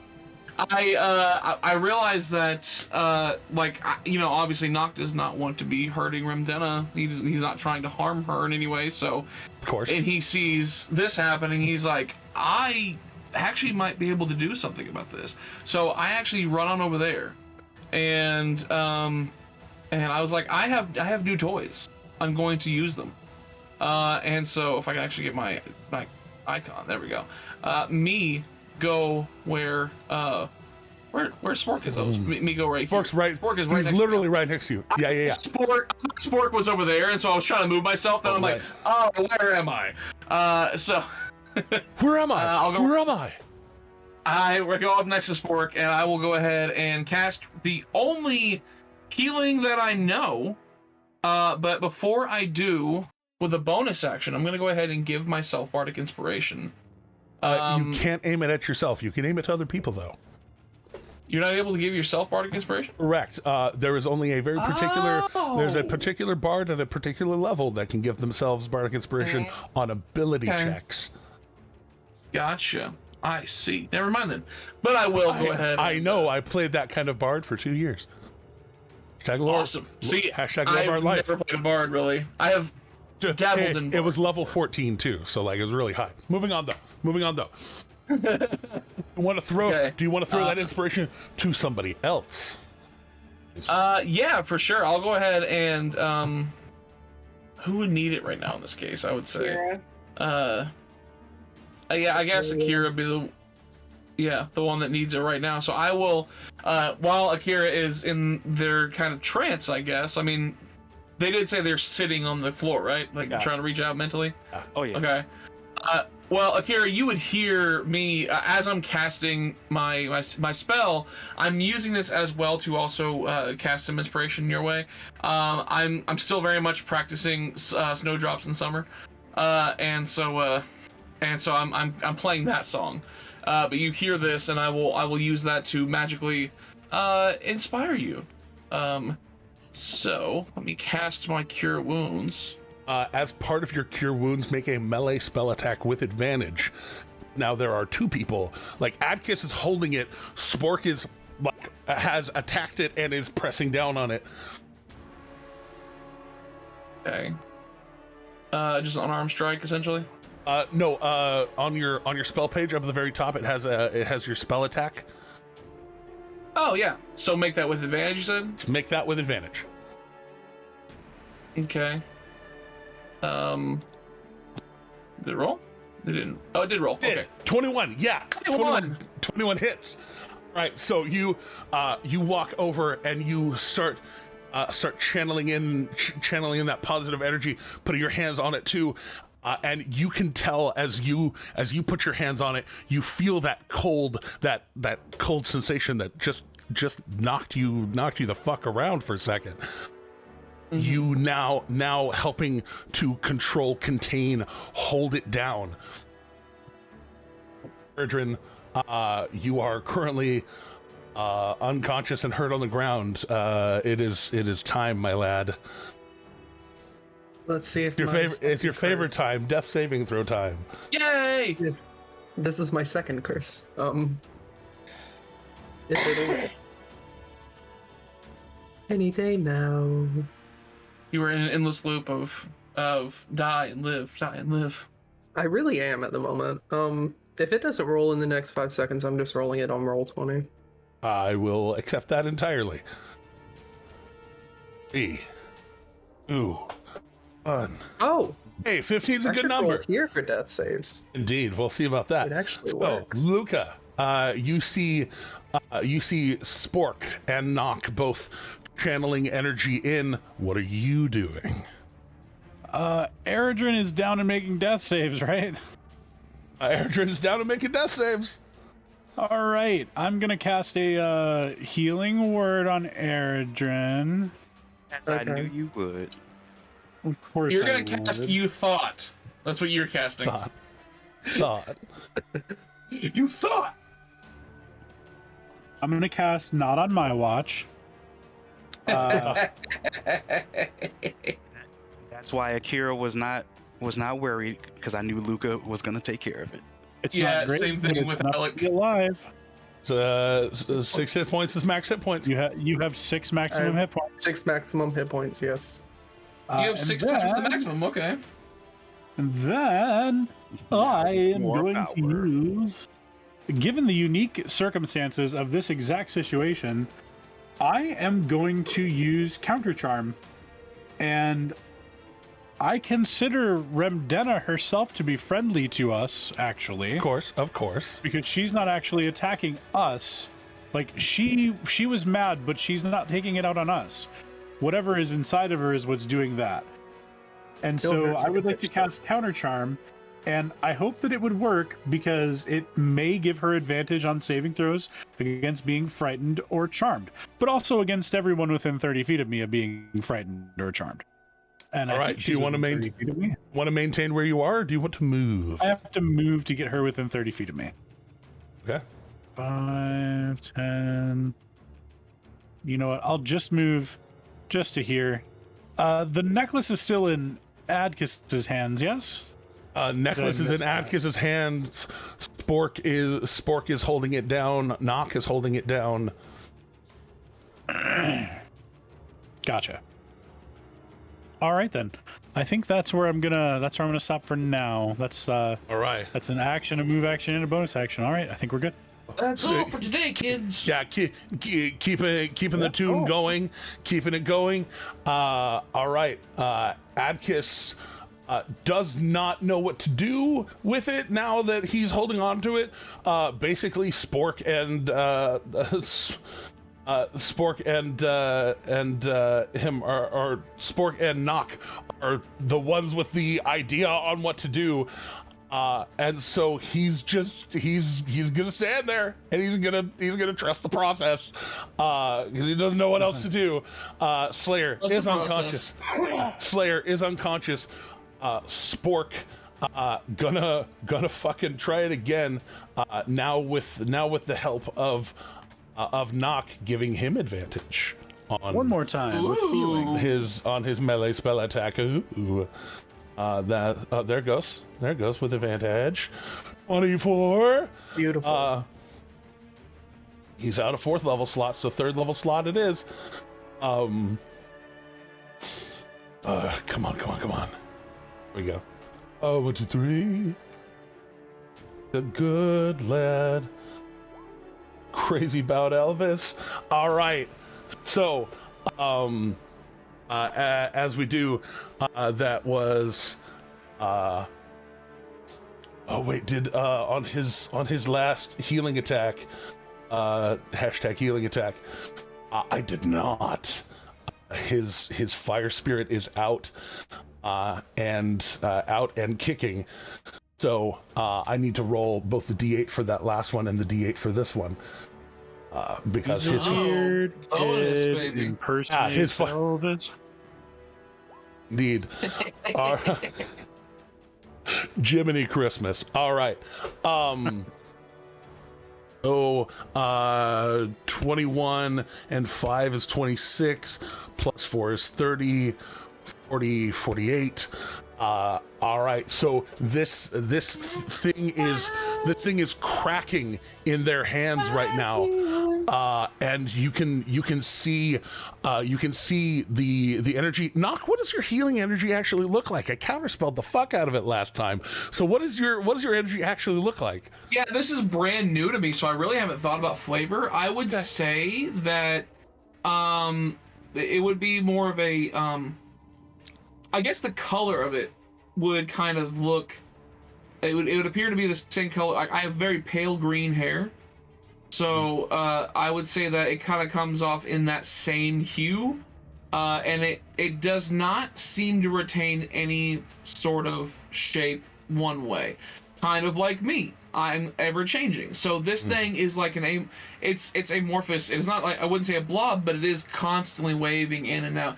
There are swirls and different shapes and everything. So it is constantly different as it comes out, but not because it's one thing at a time. It is constantly changing as it streams. So it does not know what shape to actually take.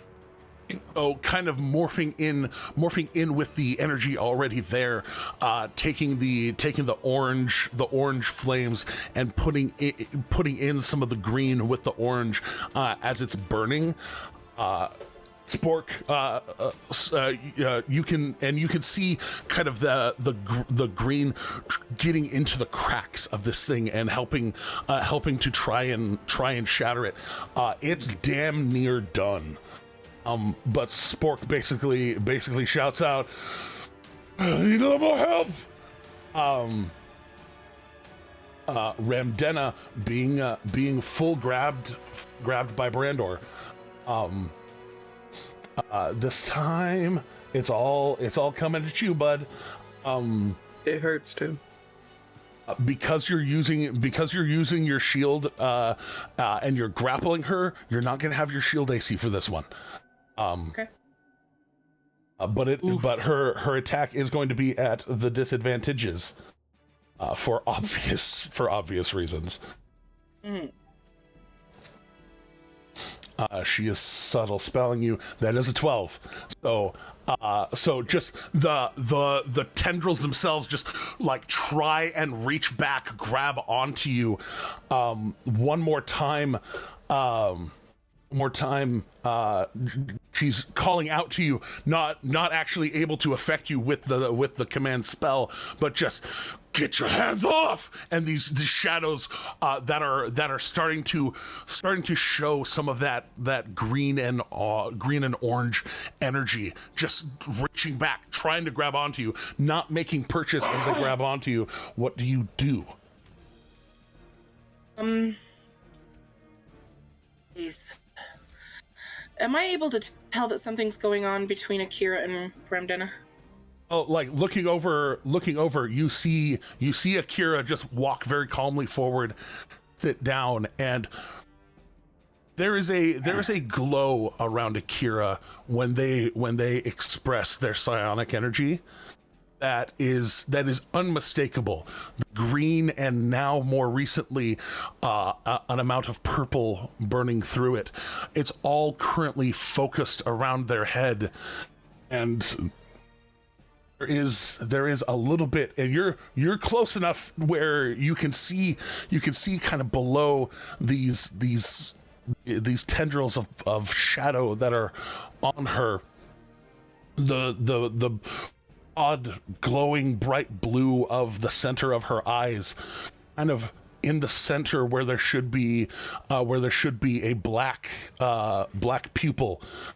You see the green and purple flame there in the center. You can tell something's happening. Wild. Okay. Then I would like to use my movement speed to pull Ramdena around so that she is facing Kira. Force them to make eye contact more firmly, and I would like to use that.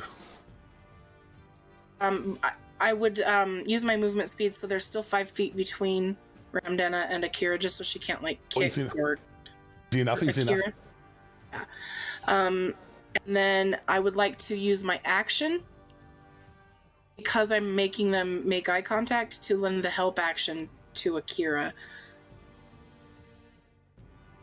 Okay. All right. Brandor actively pulling Ramdena around, kind of holding her head back, aiming it towards Akira, trying to make sure that she can't look away. She can't turn around. She can't these tendrils trying to claw at Brandor, making no purchase currently. Akira,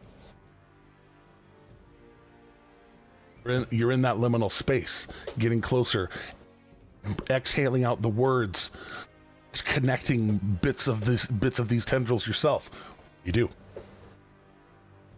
And I, while in there, and this is totally your call, and only because it's psionic and psychic in nature, can I unleash my breath weapon in full on this plane at that thing? I 100% would love for you to go for it. All right. I needed to make a DC how many 13. how many of those do you have? I have 2 left.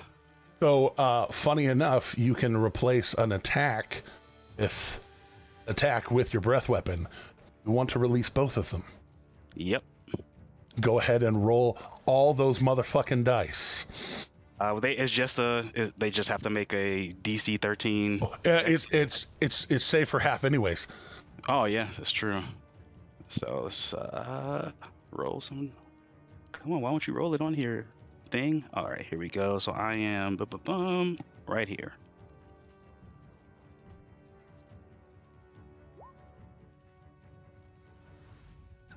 So that's the first one, and then the second one. So it was 11 for the first one. Mm-hmm. And 8, so a total of 19. Okay. Well, I was waiting to roll to see if it would be an impossibility for it to pass on those. So 1 and 2. Natural 4 and a natural 2, my guy.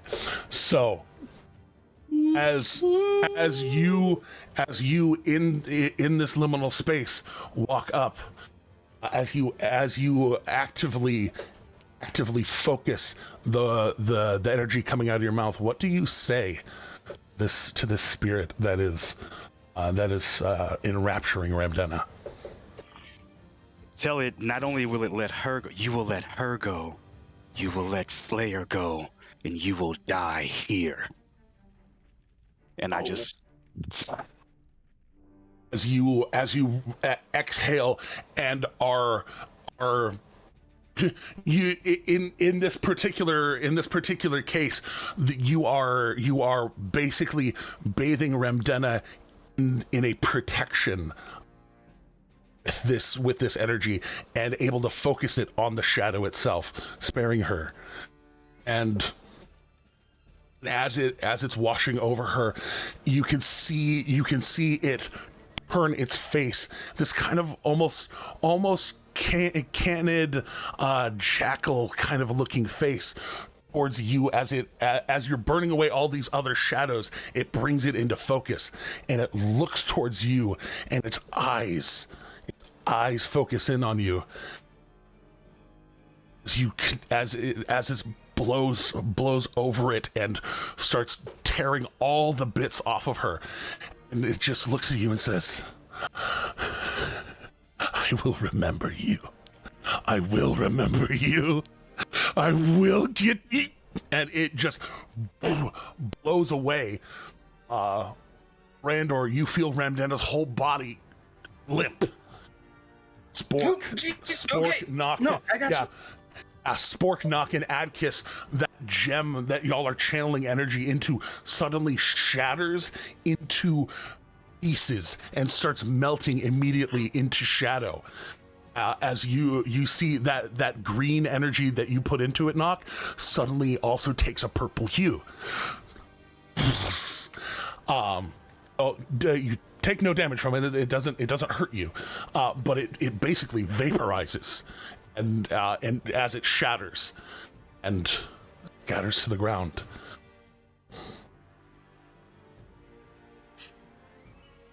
So the Luca instinctively looking back towards Slayer. You see those handprints mist away. That's a relief. That is, because I was about to have to go detect Thought Slayer as well if that didn't happen. And his body, like you know that active dreaming state where sometimes you're a little bit moving. His body actively relaxes. He's just laying there. Well, he's healed. Can I get up, use the other half of my movement to move forward, and then bonus action dash to just help the Slayer to his, like, start to wake him up and help him to his feet? Oh yeah. Oh yeah. I forgot you're the fastest motherfucker in the world right now. I am. I am. I have that 120 movement speed without any extras or sprinting.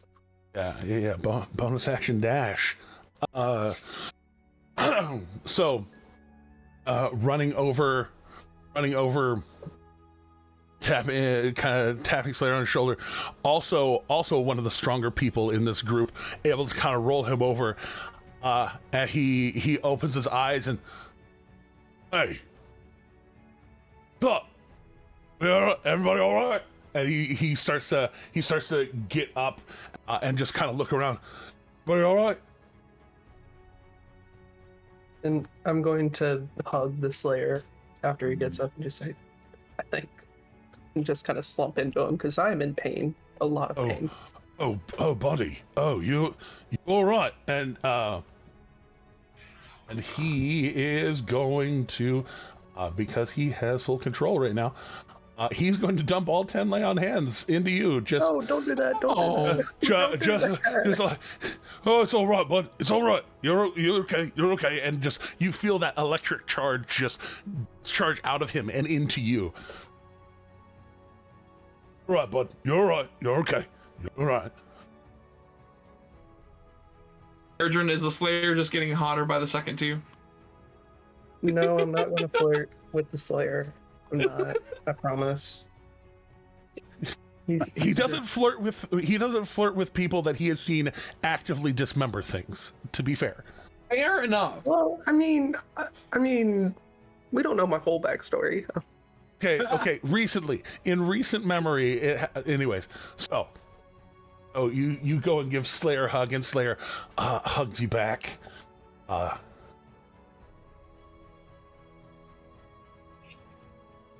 And I'm walking him back to the group. Kira, you have a peaceful moment there for another few seconds before your detect thoughts and plug into that liminal space Fades, do you do anything? You see Remdena kind of crouched down. Her in this space, her hair is normal. Her eyes are normal. I help her. In that space, I help her to her feet and just say, "I'll see you on the other side." She hugs you, and she is going to try to kiss your face, the face. Oh. You accept it. I will accept her kiss. Yes. And it's a tense situation. Well, and that's the thing, right? It's that just like a thank you, like not even like a passionate trying to like swallow your soul, right? It's this right. It is a just like crying kiss, just pulling your face to her face, just can feel because you can detect her thoughts right now. It is absolute gratitude and sorrow at the same time, that you can feel like how sorry she is for her part, unknowing part in all of these things. You see bits of Gellin. You see these little flashes of Gellin talking to her. He's very convincing. If you didn't know that he was a bag of shit, you would think he was a very caring father. Maybe he was both. Yeah, and probably so. You know, you saw him in the battle earlier, where you know, in the highest intensity, you know, he had Nock right there at his mercy, and instead of reaching out toward to just smite the fuck out of Nock, worried about Remdena, he pulled you to the ground. Yeah. And you have that moment of just like, you know, he may have used her. He may have told her all of these lies, all these things, used her to, you see her perspective from hundreds of feet away. He made sure, and when telling her to hold down that creature, she'd be far enough away that she wouldn't see what he was doing to her. You saw the perspective from up close of what happened to that caudal. She didn't see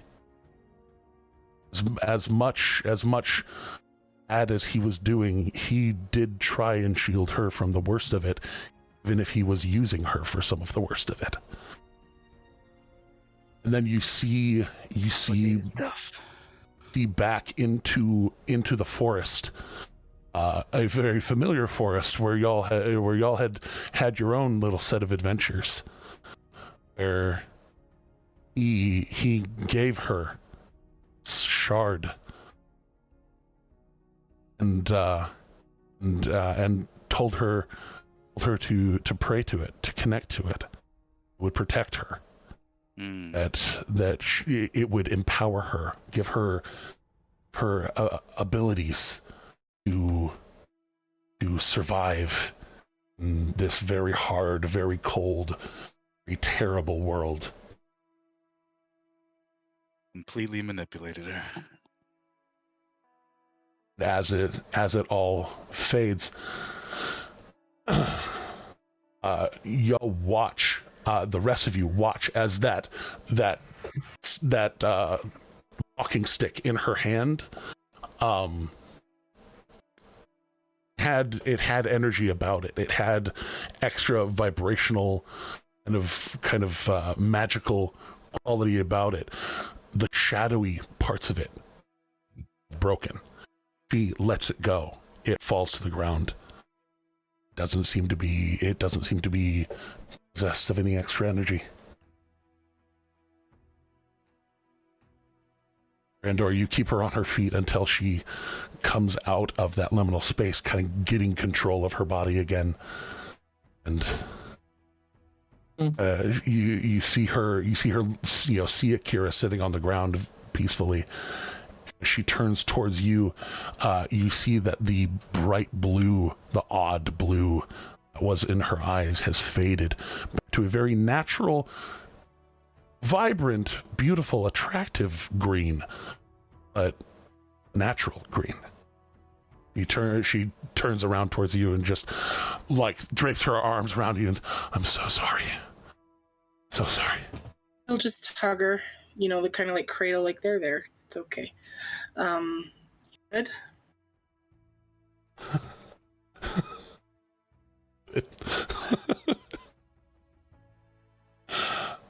I don't even know. Well, I do. You're good. Get through it. What friends are for. Hey, I'm sorry. The headbutt. And she kind of reaches back towards the back of her head and oh yeah, no, that's pretty good. And then Knock will walk over and be like, also, I'm sorry about the if this hurts, that's why. When Akira, she like as you come up, Knock, she drapes an arm around you and or tries to drape an arm around you and just also apologizing. Just, I'm so sorry, so sorry. No, of course not. There was no fault of your own, and so what I'll do with my leg, like she had that staff that she had let go, walking stick, I should say. The walking stick. Kind of kick it up and like kind of look at it real quick and just see what I was like. Bit of a wallop this one packs, doesn't it? That was blessed by the was blessed by well, I'm tempted to say that it wasn't Boxel.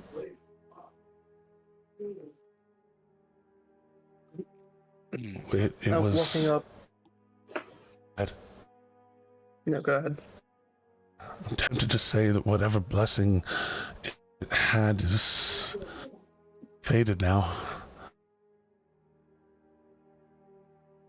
Walking up, I'm just gonna say, I mean, you're a dreadfully good caster. Just don't aim it at us anymore, because that hurts.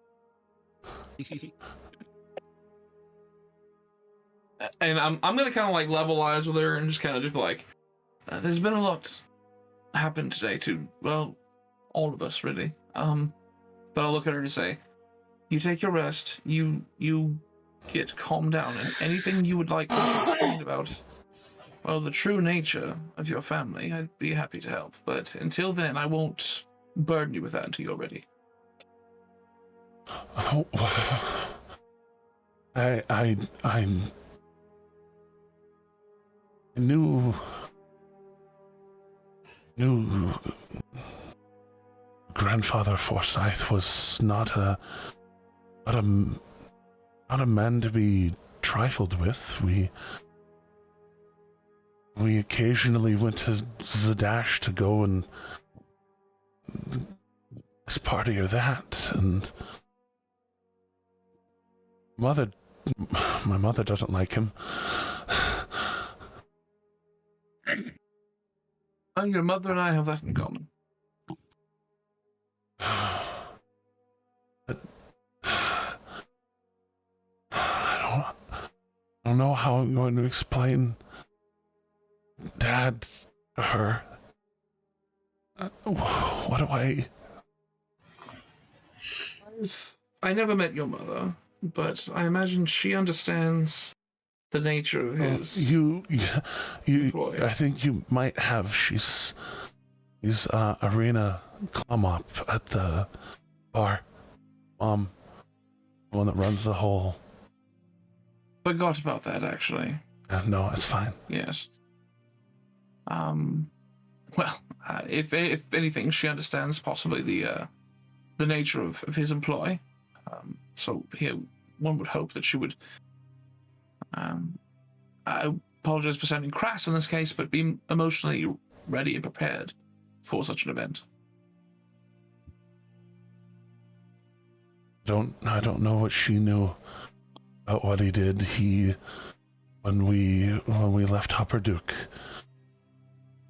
he told me that we were. He told me we were on a demon hunt. Told me we were off to cleanse. I've been hearing. Cleanse an evil. I've been hearing that story recently. Apparently, that was me. Does your father have like a sketching of me on a wall somewhere? Like, I feel like he just throws darts at it all day long. I've never seen anything like you before. Well, you may never will again. Hopefully. That would be terrible. You're beautiful.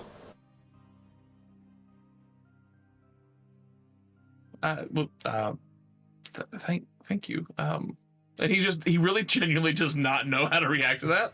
He's just like, I appreciate that. And he just goes like, but however, for the time being, I think it's best that we all get some rest. Some of us appear to be a bit woozier than others, and like kind of gestures towards Rendena. And then just kind of says like, I think it might be best for us to make camp somewhere. Not here. There are several dead bodies here. Yeah, and looking back, as it has been part of a minute, actually watch as within their fairly nice clothes, the bodies of Casey and Charlie are literally melting. From the red forms that they were, kind of like melting into this Icarus black goo, and starting to smell deeply of sulfur and stone. I was about to say it must smell horrid. When Akira brings themselves back from this meditative state, they're just gonna see like everyone gathering around Ramdena and talking and chatting, the dissolving bodies, and they're going to By Charlie. They're gonna look to Eridrin first and say thank you, because he played a great role in helping us get Ramdena back, and then looks over to Luca and says, "Today was a good day." And then like lays flat on the ground.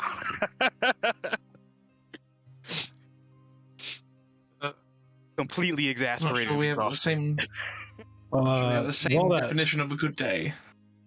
While that conversation was happening, I was going to have Luca walk over towards where Eridrin is with Slayer, so that maybe the two of us could help get Slayer into the cart, since he's not doing so hot. Brandor will also help with that. Yeah, we have a lot of strong people in the party. The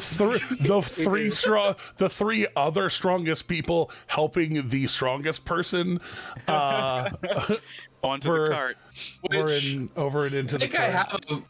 I think I have like a 16 strength. Let me see. I'm not sure. 15. I can't remember. I have 15. Got 18. I got 15. So I got Brandor is 18. Luke is a touch ahead of you. Eridrin is up in the 19 range. Second strongest boy. Actually, I'm technically, only 1 point away from +3. Indeed. Brandor is looking the most healthy out of the party, so he'll offer to drive the cart while they take a short rest on the cart, and I'll find us somewhere to camp. I mean, we could really just head all the way back into town. Adkis will gently say, "No. That's my job. You can find a place, but I'm in charge of the horses now."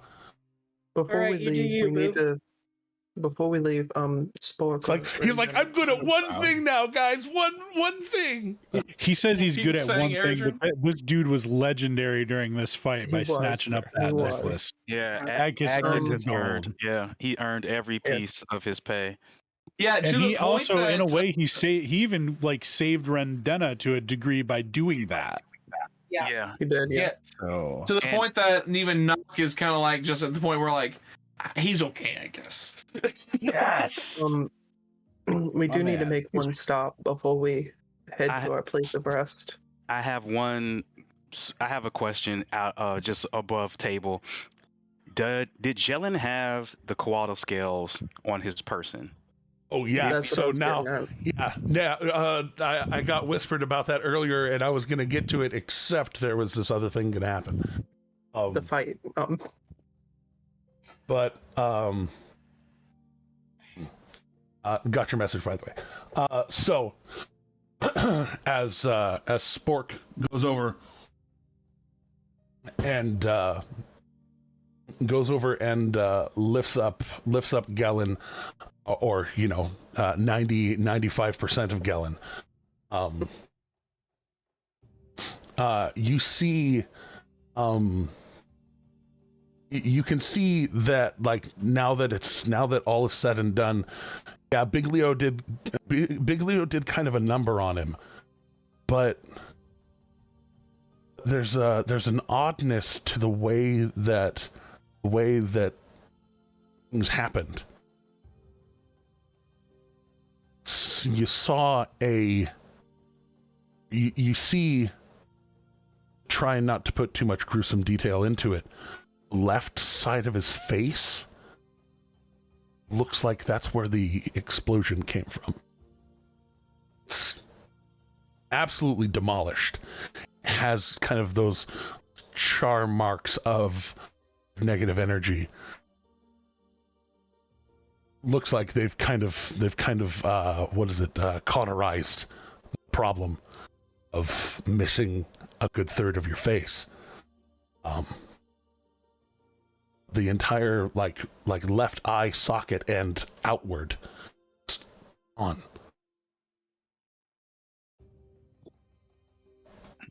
Looking him over. Don't find the scales on him. Then going over to the smashed up cart. Well, hold on, we'll get there. I'll say going over to the smashed up. Going over to the smashed up cart. There's a number of things in there. There's obviously some chests that were a part of this cart. One of them has it would be 1, 2, 3, 4. It would be 12 perfect scales of the coatl.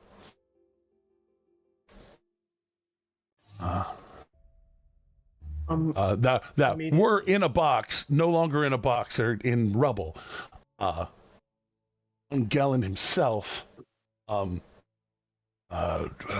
your name is Knock now. Knock, you that walking stick has a certain balance to it still, even if it's not as blessed as it once was. It does still have a good balance, a good weight. Feels like it would be very good for casting quarterstaff with. But as far as any kind of magical, I don't really sense any kind of magical presence in it. Mechanically, it is a quarterstaff +1. Mechanically. It's a +1 quarterstaff. Cool. It is a +1 weapon. It is a +1 stick that can be used with 2 hands if necessary. That knuckle looks like it would hurt a motherfucker. I believe in my art, if I'm not mistaken, I think I have the symbol of Ioun etched into the quarterstaff. Mm-hmm. So if that's the case, I might just go ahead and etch that same symbol of Ioun into this quarterstaff, and then just keep it and switch it out. You know what? Sometimes, homie gotta have a pimp game. Like, it's fine. Well, yeah, you know what? There you go. Never know. Also, suddenly there is no more Galen Forsyth. There is a knock. So, but looking him over now, I actually have to pull up his. I have to pull up his sheet because I had put his sheet away because we no longer. We didn't need it because all of his extra buddies died too. I don't even have a symbol on the quarterstaff, so I'm just gonna straight up just go, oh, okay, and then just keep it, and like I'll do something with my other one later. But that's now my main quarterstaff weapon when I want to cast quarterstaff. Nice. All right, so give you the Hell's Wind staff. Abandon it for a +1. Like it's fine. It's fine. I'm not gonna take that. I'm not gonna take that personally. I'm not gonna take it personally. I'm not gonna abandon the Hell's Wind staff. I have the Hell's Wind staff. I have my regular quarterstaff that I had when I started the thing. I know. I'm just being silly. I'm being silly. So you got a lot of sticks. I do. I got like 3 strapped to my back. He is the stick master, as it were. So I don't weigh much. in the pile and on Galen. Galen himself, his half plate, the smith among you, or smiths perhaps among you, can identify pretty quickly that that half plate is mithril. Mithril. Something that he did not have time to equip himself with. In the pile of broken wood is a shield that also has this big closed fist symbol etched on the outside of it. Those of you with particular talents in identifying things, this is a simple enough +1 enchantment on that shield. Yeah. So it has a fist of Ord, Boxel, who knows really, on the outside of it, or on the front facing side of it. There's that knuckleball walking stick. As much pain as was levied on Gelen after this bit of his body just kind of laying there, the clothes underneath the half plate have all mended together. They look perfect and new, as do the ones currently covered in ichor. Those guys got slashed and stabbed and punched and harmed quite a bit. Their clothes are they're very nice suits that they were wearing are have mended themselves together, but are also covered in fiend ichor. And among the stuff, find monetary compensation in the amount of 22 platinum, 93 gold, and 51 silver. I'm taking the silver. Not asking anyone, I'm just taking the silver. Can I get those totals one more time? Is 22 platinum, how much gold? 91? 93 gold, and 51 silver. So your silver boy is just like, and a silver for me, and a silver for me, and a silver for me. And he repeats One that for 48 me, more times. 1 for you, 1, 2 for me, 1 for you. No. Just 1 for me, 1 for me, 1 for me, 1 for me. Yeah, like anytime, like 50 some silver. Heavy breathing from Erigen's direction. What? Oh, yeah. Heavy breathing. It's halfway to remaking my familiar. But to the group, I'll turn and say, I think we have something we have to return to someone. Gathering the skills. Akira is gonna go sit next to Ramdena, and just continue to make sure she's okay.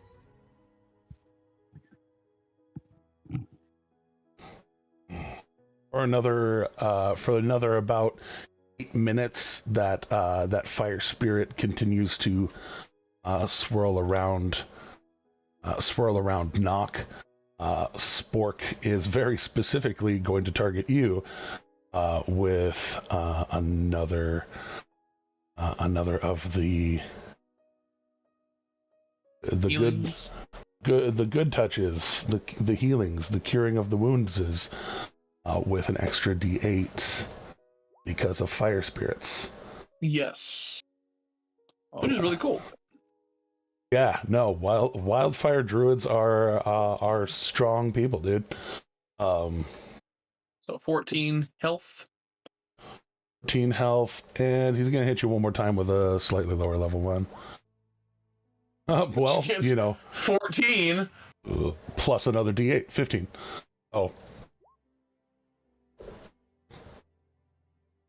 And you can tell, like, he does a little kind of swirl with his hand, but the fire spirit itself grabs onto you and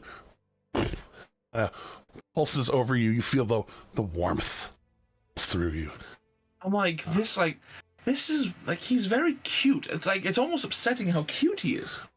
And then he after a couple of castings on you, he looks up towards you. You can see like these two little beady parts of the flame that kind of function as eyes. This little bit that kind of function as the mouth. Little ember eyes, little ember mouth, and he kind of gives you a little thumbs up, and then like jumps off of you and flies towards Eredrin, because Eredrin also looks upsettingly harmed. And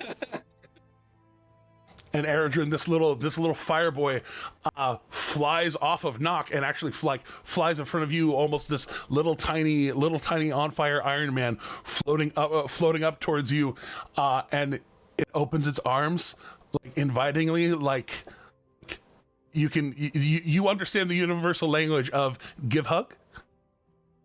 I'm giving the hug. All right. And thank you, little fireman. As the little fireman gives you a hug, that is not only that much healing. Hold on, we're working on it. We're working. Just give the fire guy a hug. Just give the fire guy a hug. He's a good boy. It's not his fault that Daddy got misled.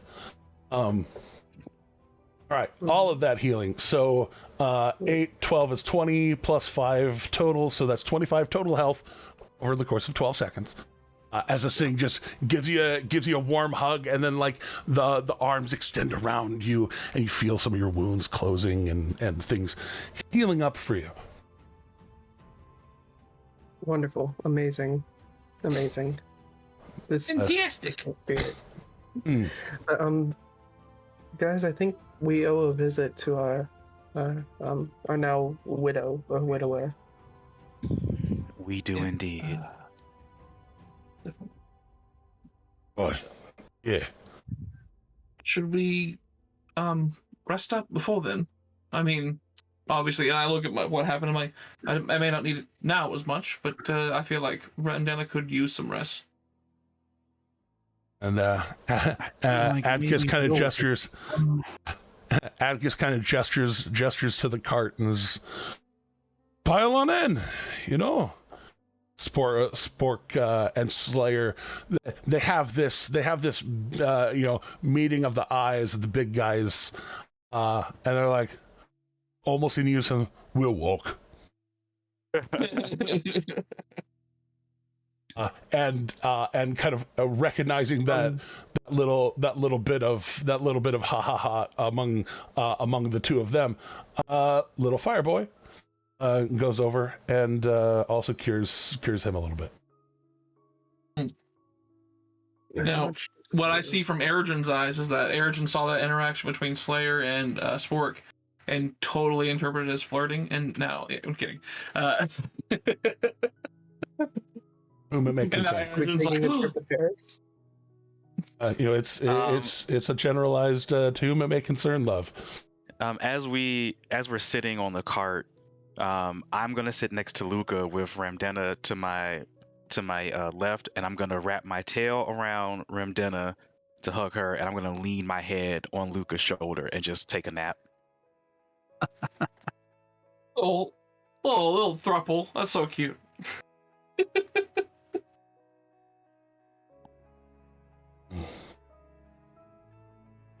Spin it. Andor back on the cart for the first time in a while. Yeah. We missed Brando, you. it's good to have you back.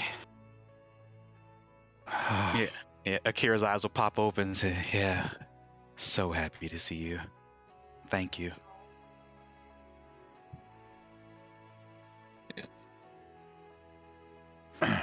Chelsea, if you're talking, you're muted. I'm sorry. I forgot that I muted myself. Yeah, he'll say, yeah, you guys know how to show a guy a good time. Good to be back. Damn right we do. Yeah. Do our best. Yeah, that happens. And I'll just kind of say, Brando, you've ran with us for a little bit now. You know that trouble seems to find our way more often than not. It seems to. It's been a constant source of worry while you guys have been away. Like, are they going to survive today? Nice to know you're thinking about us. I'm just glad you were able to watch out for Fisher. I know that I felt more comfortable with you being by his side.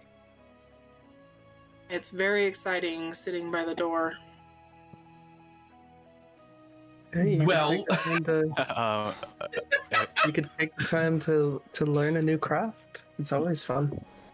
True. Yeah, at this point, Brandor should have like some smithing prowess. Just as much time as he has spent with yeah. In theory, if not in practice. Yes. Eventually, possibly. We'll see. Jeremy, did you get my DM? I did, and I'll say I'll do you one better. That crystal that was in shadow and horrible was on a silver chain. Okay. And very easily able to that from Atticus, because Atticus is basically just absentmindedly holding it, and silver, the sound of silver, how it looks, and I'm not going to actually put the skills in yet, though. I'm going to wait and find out if the Quaddle would want the scales in the necklace first. Like, prepare it. Quaddle scales, like, individually are almost business card size. I expected him to be bigger, honestly, but that's my thought. Decently sized. I not business card, but I guess baseball card, magic card, the size. Yeah. Still, they're not huge. They're not dragons, and they do only. Every time I envisioned them, I was imagining like a scale the size of at least the majority of my hand or something like that, just like a big one, like a shingle, like a roof shingle. I'll say that's a dragon scale. Okay, fair enough. I think maybe my sizing's got off because I just thought a dragon scale would be much bigger. Well, it depends on the dragon. Moving on though. So, these things, they're decently sized. So you wouldn't be able to put all of them there's a setting there, and it's a little fuckered after the explosion of energy and stuff. You being a smith of silver especially would be able to kind of bend it, get it right, while kind of fiddling with it while you're resting. And so kind of getting it ready.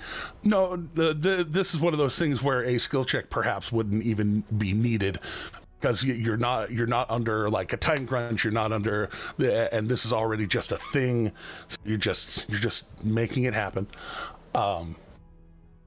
Excuse me. Shush now.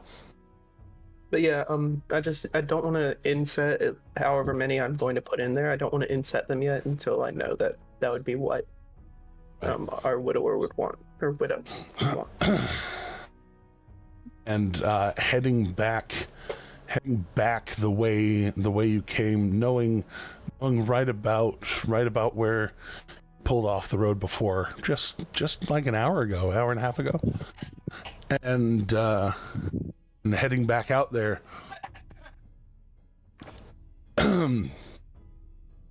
You see kind of poking out of the grass a hare, a rabbit, just up out of the grass. Look up,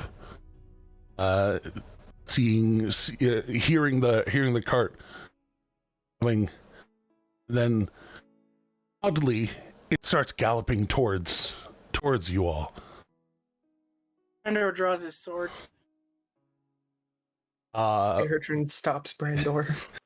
Yeah. Brandor, as this rabbit starts galloping closer, you can see it almost looks like it's made of prismatic glass, and it has a little bit of a rainbow sheen to it, and with the intelligence that you do have, even though instinctively drawing your sword because detected, as Eredrin kind of reaches over and tries to stay your hand, you do also put together, it's approximately colored like those scales that he's handling right now. And as the creature is closer, and Adkis, also not the smartest cookie in the donut box, is smart enough to know y'all just saw this thing a little bit ago. Slows the horses down. Feel the telepathic vibes wash out, and is it done? It is, and we come bearing gifts. If you'll take them. By the way, all of you can, in fact, trigger a short rest at very least. Yeah. All of you, Spork and Slayer, don't actually get a short rest. They're walking. I'll be doing a song of rest while we're traveling. Just go ahead and throw your. Is it D6 or D8 right now? I think it's. I'm checking. Double check. I think it's still a D6, but I'm looking. Okay. Goes up at different increments. It is still a D6, yeah. It goes up at different increments than your inspiration dice, which is entirely asinine, but that's fine. Short rest. I got 6 monk hit dice and I got 1 bard hit dice. They're the same except for actually the same amount, just D8. So burn as many as you want to. Add 3 to it if you burn hit dice. Fire spirit does in fact end up going away. But as you say it is, and you have a gift, Spork actually 14. Spork actually kind of hearing you say that you brought a gift, immediately interprets it as Gellin, and just walks around and just sets the body on the ground. No, buddy. No, different gift. What? He scoops it back up. But I shield rimmed in his eyes from Spork doing all of that to her father's body. Well, he didn't just drop it; he set it down. But that was the one. Not like a sack of potatoes, just. That was the one who killed your mate. I know. Of course, but we were able to retrieve something that you could maybe remember your mate by. And I present the scales and I say, if you would like, I can also set a couple of them in here to always have him close.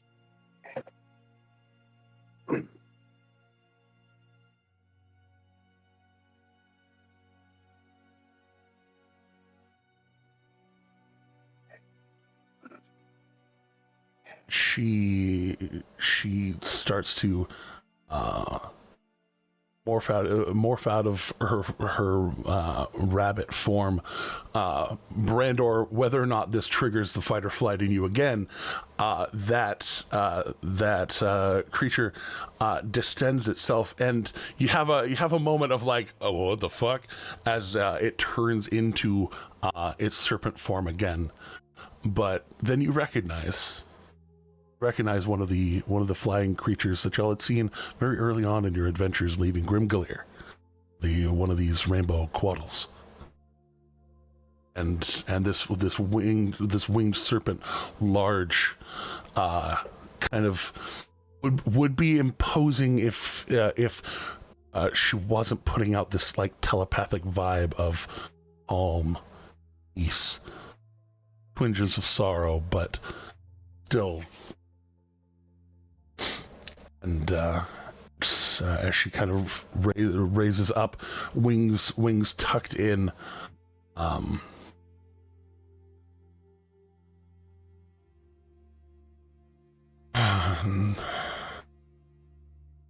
I do not require tokens to remember him.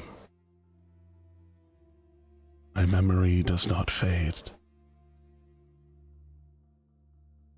Is why I remembered all of you. Of course. But I am again is very strange for creatures that do not suffer from its passing. Of course. But I don't feel that anyone besides you should, if not from memory, anyone besides you should have these, as they were taken. Or they were ill-gotten.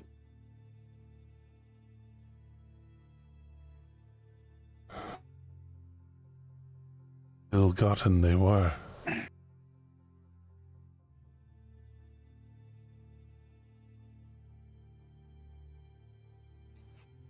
But in ill hands they do not find themselves now.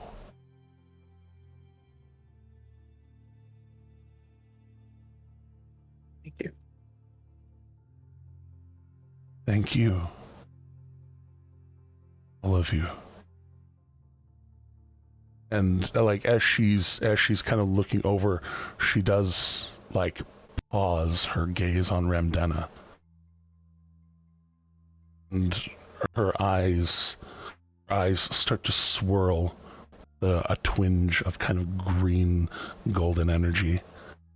You can tell she's kind of one-on-one connecting with Ramdena.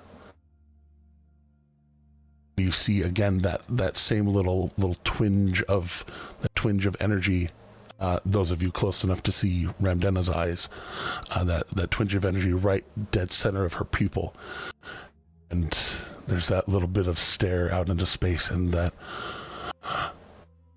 like, can tell for the briefest second that she's living memories again.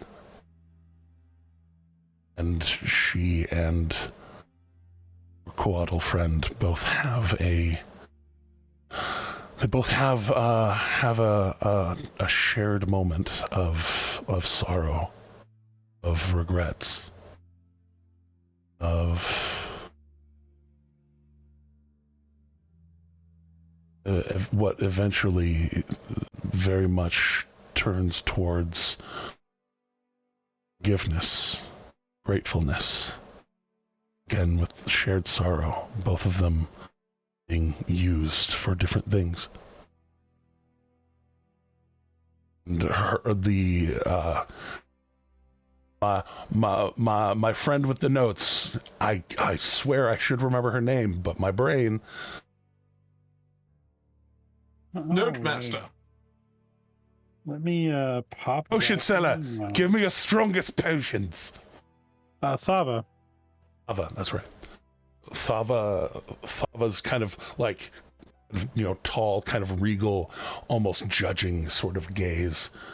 To be fair, RJH, you are actually really good about remembering NPC names. So this is like the first time you've ever had to ask me. That's fine. Second, but it's okay. I remember every time I have to ask for help more than I remember anything else. Thanks. It's the trauma. But that kind of like, tall snake, judging gaze of her face lowers. It almost humbles in a way and just, please keep him close to you. It would be sentimental, sure, but a waste of last fragments of his life. Me to keep them, hide them away. Do not hoard things. I only look for ways to help. This is my way to help.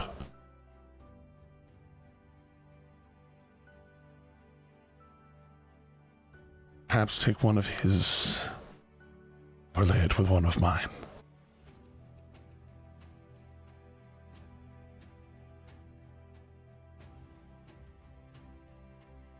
Or overlay it with the one that I gave you from me. Of course.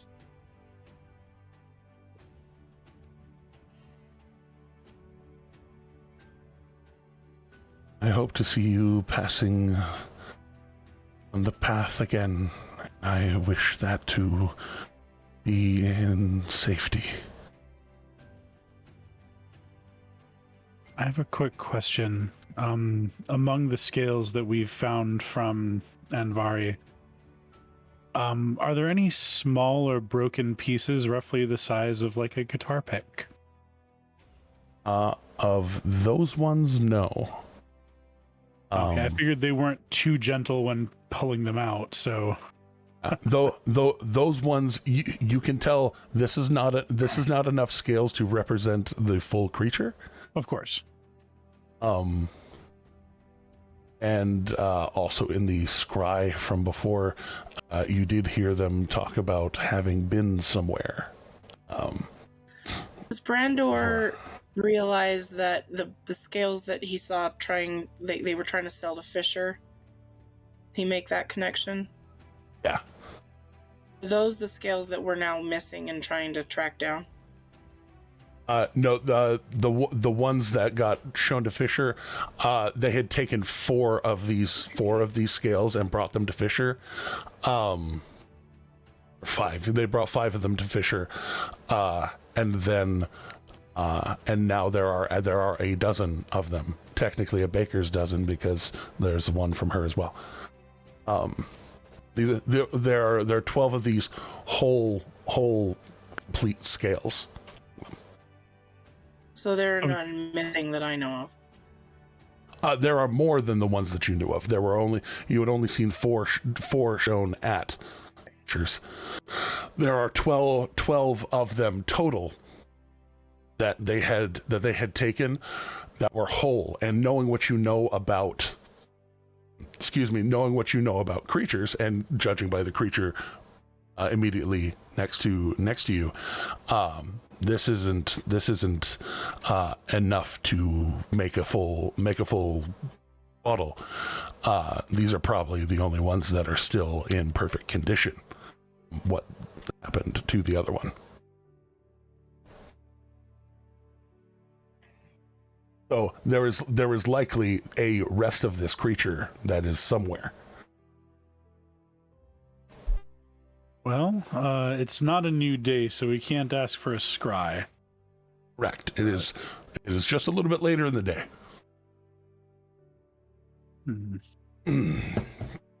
Actually, approaching later afternoon. If you book it, the cart could get y'all to the city before sundown. Well enough before sundown. Safety. We could take a long rest in the safety of the city. Yeah, I'd agree with that. Let's do that. All right. I think When that you sounds like a said good if plan. you book it, my brain filled in the rest with "they will come." You just went if you book it, and then my brain just like went there, and I went, "That's not gonna happen." But Don't threaten Eritrin with a good time. So, there's unless there's anything else that y'all have for Thava. Thava will the wings will start to pull in, but also go out, almost like they're opening up but also shrinking down, and they shrink down into the size of a smaller eagle. Not a giant one, a small one. And they screech out and start to fly up, and start to peel off over the fields, over the hills. You all, Adkis kind of bringing the cart around again, heading back towards Grimgalier, having a few more hours to rest, breathe, talk, reminisce, recuperate. You get back into Grimgalier proper, and there we go. Get back into Grimgalier proper, making pretty good time. Change that to evening of.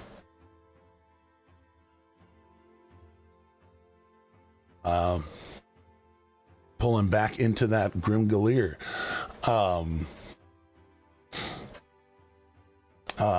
Is there anything anyone particularly wants to do getting back into town? His name is Adkis. Adkis is automatically just heading towards the Silverfisher, because he's assuming that people are wanting to go places and do things.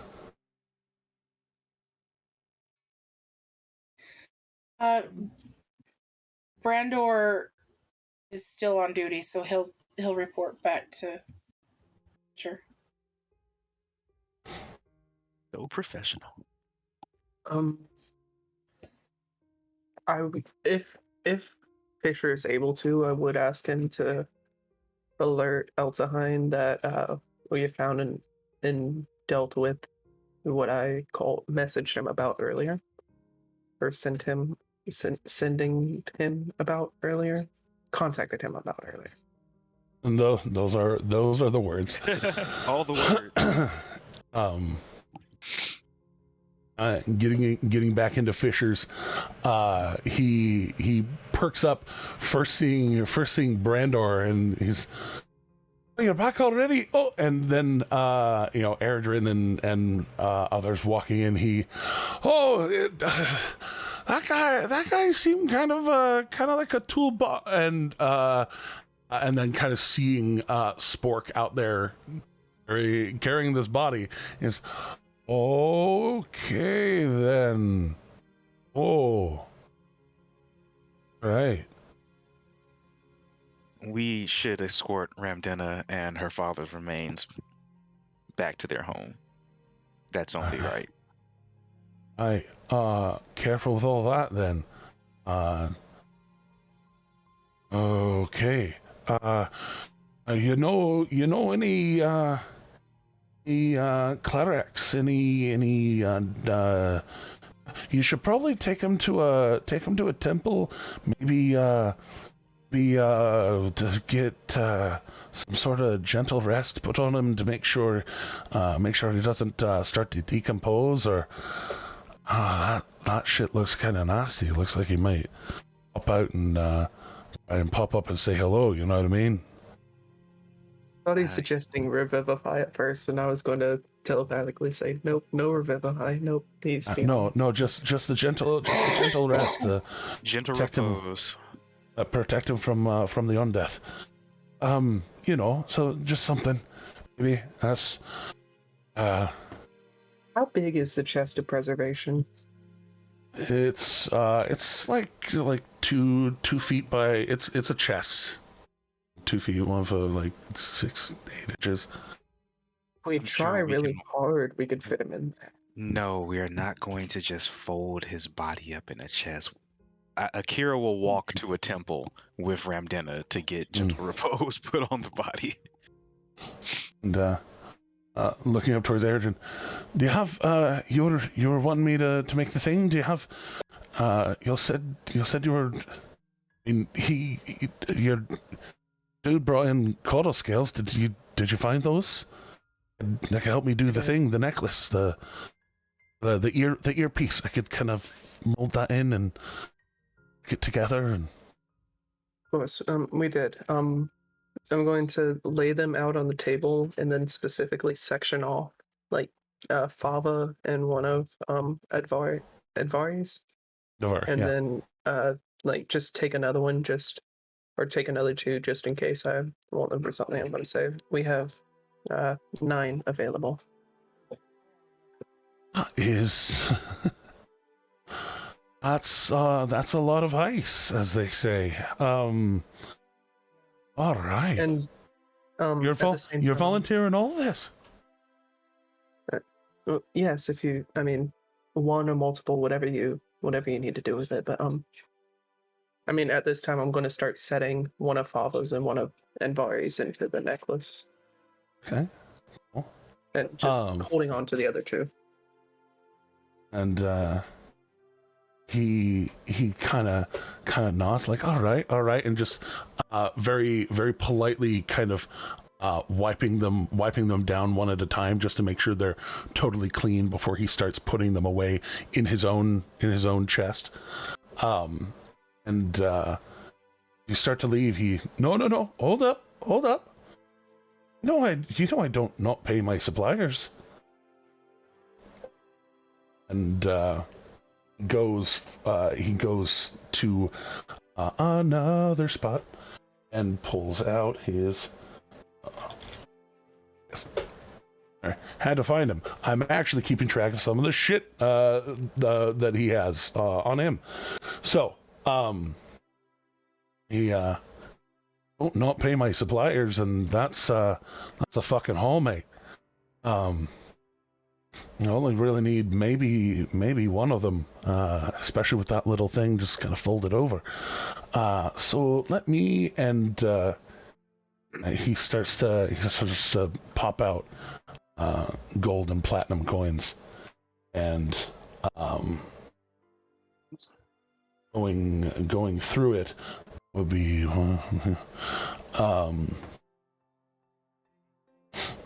he gives you 70 platinum pieces and 100 gold. Okay. Grand total of 800 gold pieces worth of money. Like 100 for each of those, and then this one's for Akira. So I'll get that working, and we spent 100 on backup, and out of this whole thing, we have had a net profit, like exponentially. Net profit. Which I am going to distribute the platinum and gold amongst the people as evenly as possible. So 800 divided by 800 divided by 8. Everyone gets 100. Tell me what to add to my inventory. I'll do it. Yeah, exactly. Do the math and give the result. If we have 8 members total, that would be 100 apiece. So 100 apiece, yeah. Which we don't have 8. We have 6. Wait, no. There's 5 here. We're missing Slayer and we're missing Blackbird. Are those the only 2? Oh, and we have Adkiss. I mean, we could technically pay Adkiss 100. I already pay Adkiss. Okay, we could pay Adkiss his share this time because of all that he did this time. I feel like Adkiss deserves a share this time. All right, everyone. So there are 7 of you, including Adkiss, and including Brandor, because Brandor was there. of course. Well, Blackbird deserves a share too. I mean, Yeah, sort of say the way you I can count pass it on is to that Blackbird, even too. if Sure. or Blackbird even wouldn't Yeah. be there because they're out of commission. They would that's how I feel like we I'm haven't still really making gotten a whole lot of big payouts like this before, but when we do, I feel like we've distributed them evenly. for the most Indeed, part. indeed. So everyone take 10 platinum. I just kept 100 gold for myself, fully planning to exchange it for silver ingots How later. much?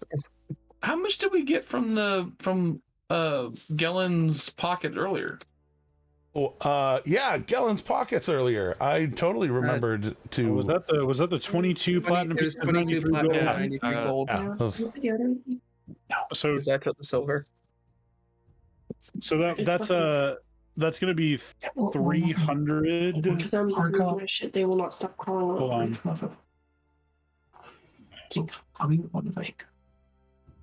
It's gonna be We're about to break for the day, I promise. 313 gold and 51 silver. No, I took the. I would say Erdrin stole all the silver. Yeah, sorry to say, Erigin's keeping the I know. silver for himself apparently. I know that you took all the silver, but I'm just telling you guys what was there. Yeah. Oh, gotcha. Okay. Because Okay. we could just count the silver in there, but assume that that Eridrin's split of that included all of the silver. Fair point. Rather than him just getting the silver as 318 icing on top for no reason. Subtract 5 gold 318 from whatever for- I get. Yeah. 318 divided by, I think, 8 again. That'd be 39, 40, 39 gold, 7 silver, and 5 copper. Brandor is going to turn that down and insist that Eridrin take his share. No, you insist. no. Well, I insist as well. You take your share. You helped us so much. You take your share. Here's the thing. You can keep having this argument until I end up sneaking it into your pouch, sneaking it into your food, or you can, cramming it down your throat. and I'll keep that up. And I'm going to add gold every time. Eridrin, Mama, turn him is it down. I alright? want to see Brandor slip this into your food. I really want to see him slip it into your food. Do it. Or you can just take it, Gold coins spare in your yourself food. the hassle. Because the thing is, I know that it's not an empty threat. I know that Brandor will put it in your food because he said he would, and Brandor does what he says, and I want to see this. I also love the fact that okay. Eridrin likes to cook, and so Eridrin would be cooking, and then Brandon would find a way to put it in the food while he's cooking. Yes. Yeah. Just like, Anyway, Okay, I love it. just know, Brandor, this will mean I owe you, and I will make sure to pay it at some point. that's insulting because it's a gift. Incredibly Damn it. rude. Okay, I'll take it. Thank you. Brandon's like, yeah, what are we gonna do now? I'll take it, and I'll give Brandor the biggest of hugs. How much silver and copper was that, by the way? Yeah, I was gonna ask the exact same thing. The full-blown total for everybody for everything is 10 platinum, 39 gold, 7 silver, and 5 copper. And Brandor gives all of that to Eridrin. Damn. Repeat the silver and copper just one more time. I'm sorry to do that. Silver was 7 pieces of silver and 5 pieces of copper. Okay. I know that canonically the chunk of silver actually goes to Eridrin, but for the means of splitting it up among the party members, that's how much we each get. That's the value. And wait, We can exchange, it we can wasn't. exchange it however. Okay, yeah, cool. Got it. Well then, Keep it in my head. Akira, you and Remdena and Spork, at very least, beginning to walk Gellen's body. Did y'all strip him of his armor, or are you leaving that on him?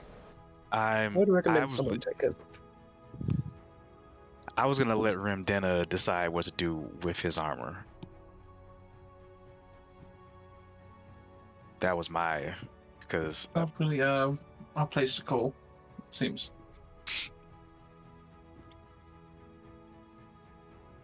She'd ask for at least the worn armor to stay. Shield kind of, she shrugs off. The walking stick, she kind of shrugs off. If I may recommend, burying him with the shield would be a great honor to him. I know I'm not here for this, but well, kind of as part of it, you would have been kind of part of the whole. And she, I don't know if he deserves that honor. fair.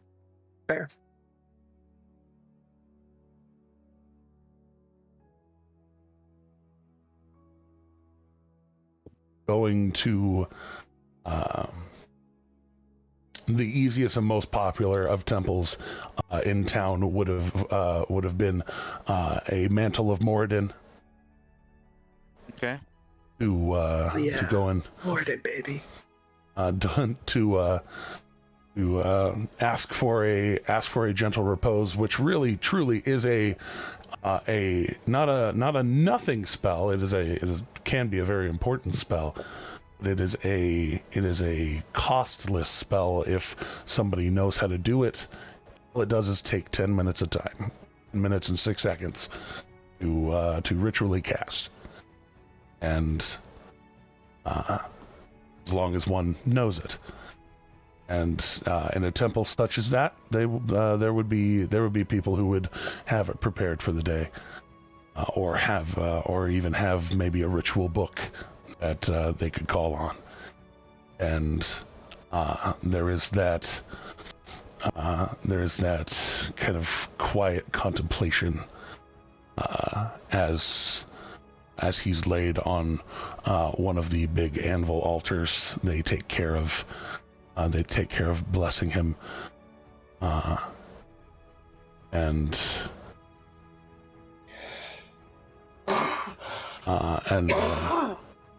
they ask, do you all require a casket for traveling, or are you going to have him cremated here? What would you like? And then it kind of turns towards Akira, and I would like to return him Upper Duke, if I think it might be a little bit tactless to just leave him out in the elements. Of course. Would you mind? I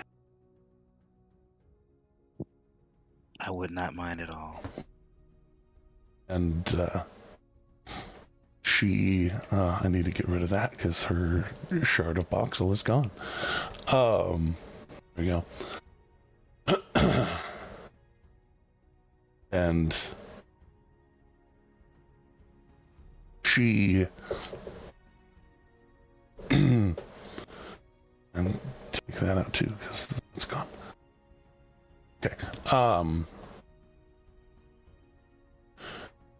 She starts to shuffle through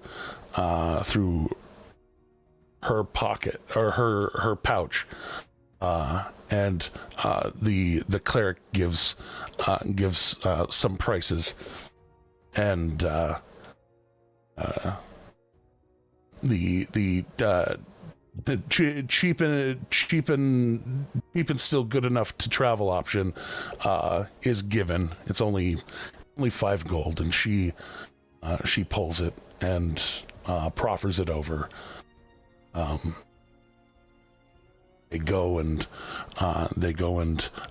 fetch. It's a pine box, but it is solid enough to be respectful. She watches them put him in. It shut. Spork kind of sits and watches, contemplates, almost like he's kind of watching the religious rites of it all, kind of curious and paying attention at the same time. And I'll kind of like make a point to go up next to him and be like, "Are you alright, my friend?"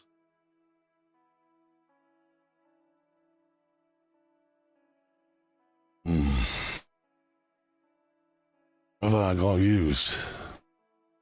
First of all, I got people that meant you harm, damn near close to you. You hadn't revealed yourself to me the way you did, probably would have fucking killed you. Oh, to be honest, I thought you had caught on by that point, but I was looking through the scribe hole. It was only showing you as you. I was focusing on you. Wasn't sure. You couldn't see, and like I'll turn to Alex's face real quick.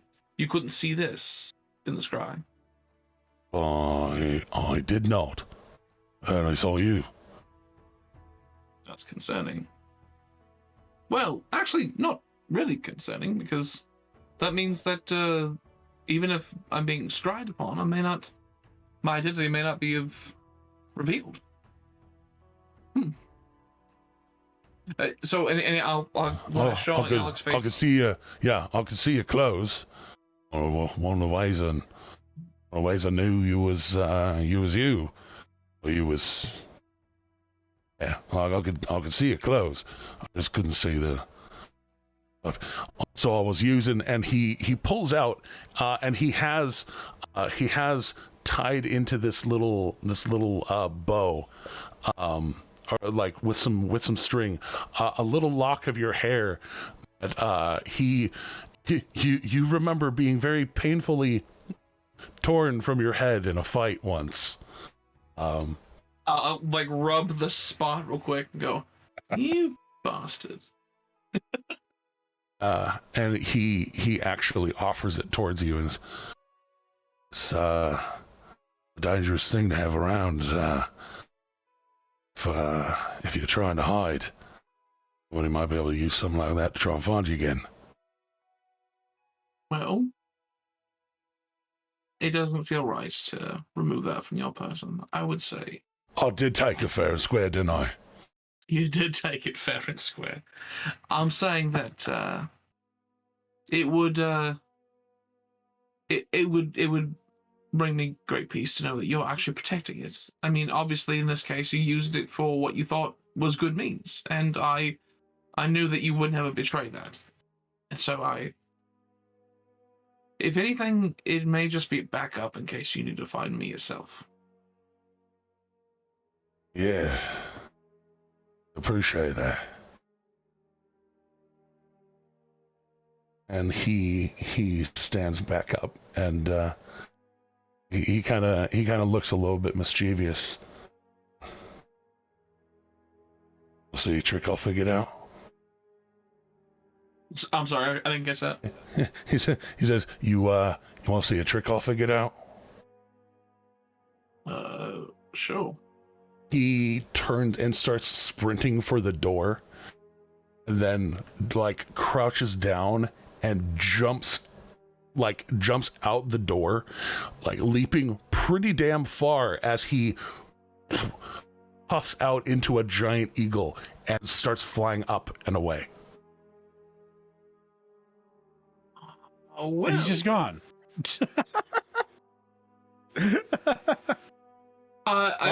Work? If he, I think he's just doing a bit and then he'll come back. But even if he straight up does not come back, I will just chuckle at this. I'd be like, he couldn't let me have my one thing, bastard. That's amazing. I've been waiting to bust out the spork relationship. Indeed. Well, we have hit our 4 hours, and Yes. Teddy kindly asked us to pay attention to pumpkin time. So today, go enjoy your footballs, your sports, your commercials, whatever you're doing for the superb bowl. Just make sure you do it responsibly. Until next time, next week, thank you for tuning in. Players, thank you for tuning in. Viewers, have been Dice Soup. If you want to help us out, patreon.com/onceuponad20. But please remember, wait a second, Chelsea, how do we say that? Don't forget, kindness is free, and please keep going. Don't forget to share, like, comment, and subscribe. Woohoo! Even when Justice isn't here, I don't get to do it. Nope.